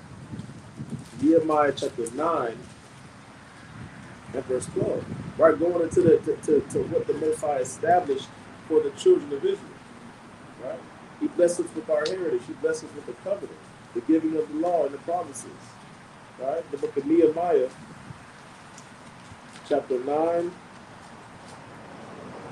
and let's start at verse 12. This is the book of Nehemiah, chapter 9 and verse 12. Right. Moreover, thou leddest them in the day by a cloudy pillar, and in the night by a pillar of fire, Right. to give them light in the way wherewith they should go. Right? Thou camest down also upon Mount Sinai, and spakest with them from heaven, and gavest them right judgments, and true laws, good statutes, and commandments. Right, the Most High blessed us with right judgments, true laws, good statutes, and commandments. Right, that's what he blessed with. That's what he blessed the children of Israel with. Keep going. Con. Thou camest down also upon Mount Sinai, and Right. spakest with them from heaven, Right. and gavest them right judgments, and true laws, good statutes, and commandments. Keep going. And madest known unto them thy holy Sabbath, Right. and commandest them precepts, statutes, and laws, by the hand of Moses thy servant. Right. So the Most High blesses with that testimony. Right. He blesses with that covenant. Right. In the Shabbat. Right. Let's go back to Exodus 13. Con. This is the book of Exodus, chapter 13 and verse 15. And it came to pass when Pharaoh would hardly let us go, that the Most High slew all the firstborn in the land of Egypt, both the firstborn of man and the firstborn of beast. Therefore I sacrificed to the Most High all that openeth the matrix, being males, but all the firstborn of my children I redeemed.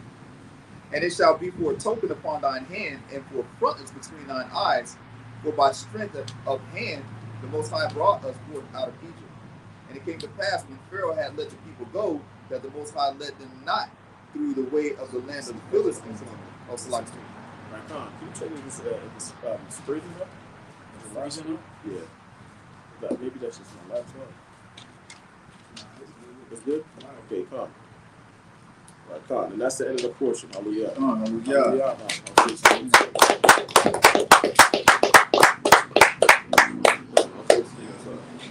All right, so all praises. So what did we learn in the portion of the right? What was the 10 plagues? Let's go through the 10 plagues, right? So what was the first plague? You got blood water, right? Then you got the frogs. Then you got the lice. Got the flies. The livestock, right? What else we got? The boils. The hail. The bobs, the hail, The locusts. the locust, The darkness. darkness, everybody. Right? And then he had the plagues, right? He had the plague of the killing of the firstborn. Yeah. Right? Not just the firstborn, but also the firstborn of the beast. Yeah. Right? The cattle had to get smoked too. Mm-hmm. Right? The firstborn of the cattle, they also was subject unto that judgment as well. Gone. Right? What else did we learn from the portion? Right? What happened to the mixed multitude? They got killed. They got destroyed. Right? They was begging for flesh between their teeth. We already let you come with us. Right. Now you asking for our food too. Right? And they got judged. Got Right? to go. They got to go. Right? What else did we learn throughout the portion? It's two types of strangers. Right, it's two types of strangers. Right? So see if I can pull this up. I think that's just my laptop. That's my hotspot ain't hot. But I just want to pull something. Give me the book of Leviticus 19 and 34. Leviticus. Yeah, because there's a scoffer in the comments. I just want to bring this out right there. There's a scoffer in the comments.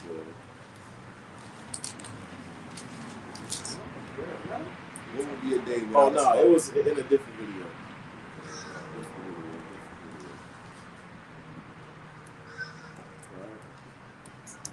This is the book of Leviticus, chapter 19 and verse 34. Right. But the stranger that dwelleth with you Right. shall be unto you as one born among you. Right. And thou shalt love him as thyself.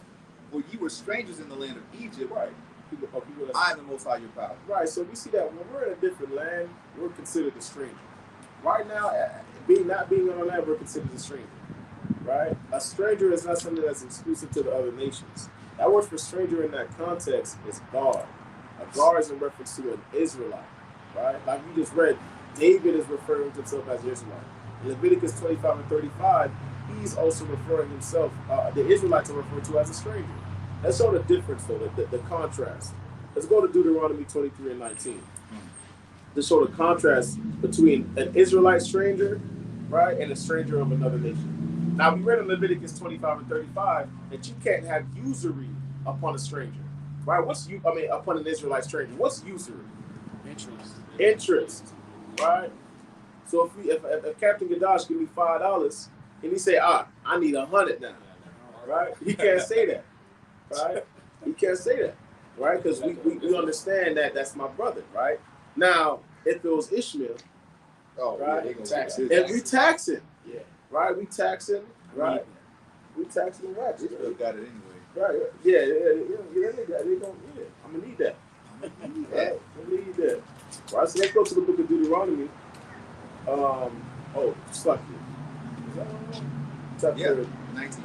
what are you at? I think it's 23 and 19. Yeah, come. Deuteronomy chapter 23, verse 19. This is the book of Deuteronomy, chapter 23 and verse 19. Right? Thou shalt not lend upon usury to thy brother. Right?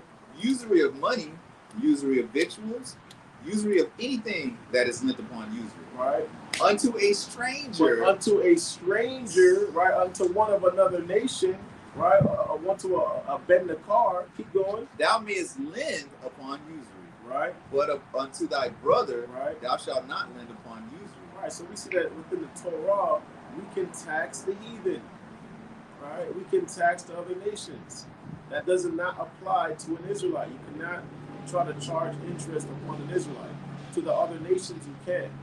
Right? What you got, King? No, I was just gonna say, man, it's like every time I read scriptures like that, it like blows my mind, because it's like when you talk about us, the most downtrodden people on this earth, if anybody knows economics, if anybody understands money, it's a reason why the Most High is saying that. Right. When you start charging interest and things like that, it keeps you in this cycle of poverty. Right. It keeps you where you're at. Imagine if I come to you and I need 100. I'm asking you because I don't got it. Right. And then you're asking me to not only pay you the 100 back, but I need more on top of what I'm giving you. Never had it in the first place. Right. But you want more. And this goes back to what we were talking about earlier when we talk about Jewish people. This is why they're able to sustain themselves on such a high level. Right. They are not allowed to charge each other interest, but when it comes to us, somebody asks us like, "Hey, I need 1,000 real quick. I gotta pay my rent. Hey, I need 1,500 back." Right. Right. But if we just practice the laws of God, man, every time I read it, it just blows my mind. That's crazy to me. And we've been going to church for how long? They never read stuff like this. Right. You know what I mean? It's crazy. That's crazy. That even goes to businesses too. Right. Anywhere you go, they're gonna charge you more. They're gonna charge you that extra. Right? But call it a discount, right? Call it a discount. Jack up the price and then call it a discount. I'll praise the Most High. I pray everybody live. What you got, King? Also, When you sin against the Most High, you run your own soul. Yeah, that's right. Right, you sin against, going against your own soul, man. You become an enemy to your own life, right? All praise to the Most High. You know, I pray that everybody was edified, everybody received that instruction, right, and was able to receive, you know, that understanding. All praise to the Most High. So, the only announcement I see so far is that on February 19th, we do have a new moon. That's most likely going to be back at the school. Right now, you know, we're still working on building up the school. We appreciate everybody that continues to send in their donation. Cash App in that $7 to LOZLeeCounty. Lee County goes a very, very long way. We appreciate everybody that continues to donate. We're trying to build that little sanctuary so we can have a roof over our head as we continue throughout the year. You know, we had a couple setbacks, but we understand that the Most High's will shall be done, right? If there's a will, there's a way. So we trust in the Most High throughout every process, throughout every setback that we may go through, right? So the water for everybody that continues to tune in and that continues to provide those donations, they definitely go a very, very long way, right? All praise to the Most High, to the power of everybody's Jacob. Is that the also there? That I'm looking at the calendar. Oh, okay. He didn't send it in the chat yet? Yeah, there's something in the chat. Sisters class, Okay. pool, raffle ticket, treasure coast. You want to talk about the money pool? Yeah, fine. So, you know, LOZ is having a money pool.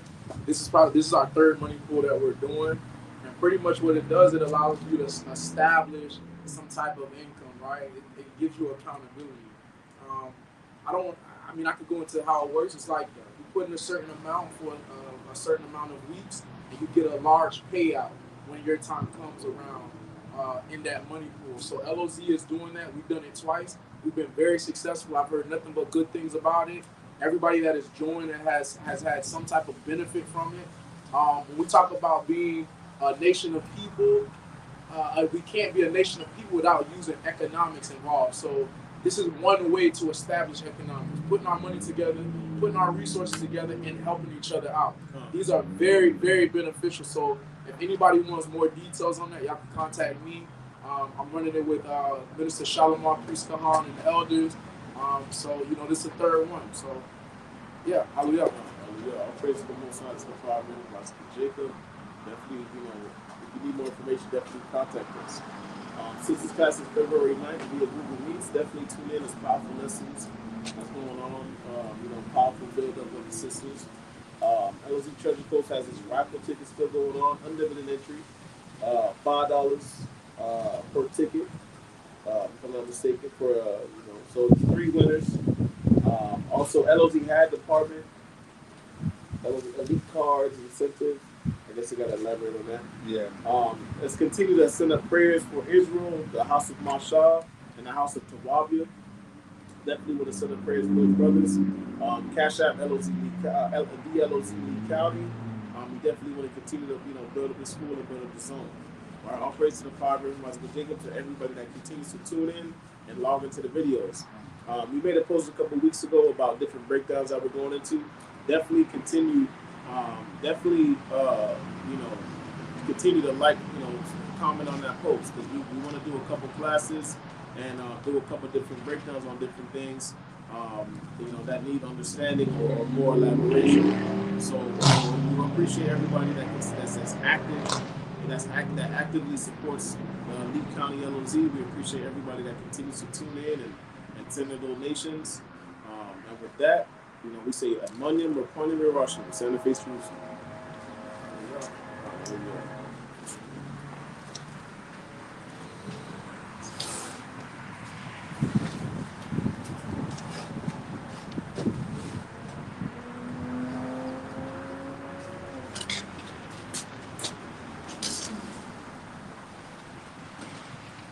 Come.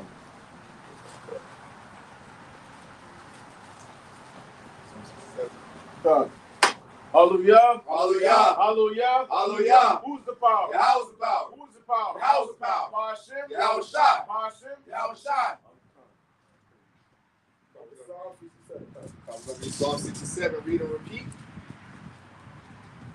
strong. Yahweh be merciful unto us. Yahweh be merciful unto us. And bless us. And bless us. And cause his face to shine upon us. And cause his face to shine upon us. Salah. Salah. That thy way may be known upon earth. That thy way may be known upon earth. Thy saving health among all nations. Thy saving health among all nations. Let the people praise thee. Let the people praise thee. O Yahweh. O Yahweh. Let all the people praise thee. Let all the people praise thee. O let the nations be glad and sing for joy. O let the nations be glad and sing for joy. For thou shalt judge the people righteously. For thou shalt judge the people righteously. And govern the nations upon earth. And govern the nations upon earth. Salah. Salah. Let the people praise thee. Let the people praise thee. O Yahweh. O Yahweh. Let all the people praise Let thee. all the people praise thee. Then shall the earth yield her increase. Then shall the earth yield her increase. And Yahweh, And Yahweh, even our own power, even our own power, shall bless us. shall bless us. Yahweh shall bless us. Yahweh shall bless us. And all the ends of the earth shall fear him. And all the ends of the earth shall fear him. Bahashem, Hashem, Amashiach, Hamashiach, Yahweh Shai, Yahweh Shai, the water, the water, the Yah, from Yah. Amen. All praise to the fire river, my son Jacob. Most high, we give you all glory, honor, and praise. Most high, the water for protecting our going out and coming in, Yahweh. Most high, the water for all our answered prayers. Most high, I pray that your ears are open to our prayers, Yahweh, and that everything that we ask we receive because we have faith in your Son and we keep your commandments, Yahweh. Most high, I pray that you put a spirit of restoration and strength and help upon Captain Kadash's armor, Yahweh, and Minister Mashah and Officer Tawabia, Yahweh, and Captain Nathaniah, Yahweh. I pray that you put your spirit of healing upon them, Yahweh, that your grace and mercy and your favor is upon them, Yahweh, that you restore them back to full health and strength, Yahweh. Most High, I pray that your ears are open to our prayers, Yahweh. Most High, the water for allowing us to keep another Shabbat peacefully, Yahweh. I pray that you give us the strength to make it throughout the week, throughout the work days, that you allow us to stay on fire for your word and to seek your word on a daily basis, Yahweh. Allow us to continue to seek you all the days of our life and stay on that narrow path. Yahweh, the water for allowing us to continue to teach your word to the children of Israel, Yahweh. Most High, the water for allowing us to continue to congregate, Yahweh. Most High, I pray that everything that we ask we receive in due season and that we trust in your timing at all times, Yahweh. Most High, the water for everything that you've done and everything that you continue to do. Most High, I give you all glory, honor, and praise. By Hashem, Mashiach, Yahweh Shai, the water of God. Amen. Amen. Give the Most High hand. There's no power like Yahweh, great King of the universe, always doing wondrous things. Let all Israel sing amen. Amen, amen, amen, amen. Hallelujah, hallelujah, hallelujah. Amen, amen, amen. Hallelujah, hallelujah, hallelujah. The one, Abraham, 2, Isaac, 3, Jacob, 4, brothers wake up, 5, true reality, 6, nationality, 8, Israel, Israel, Israel, Israel,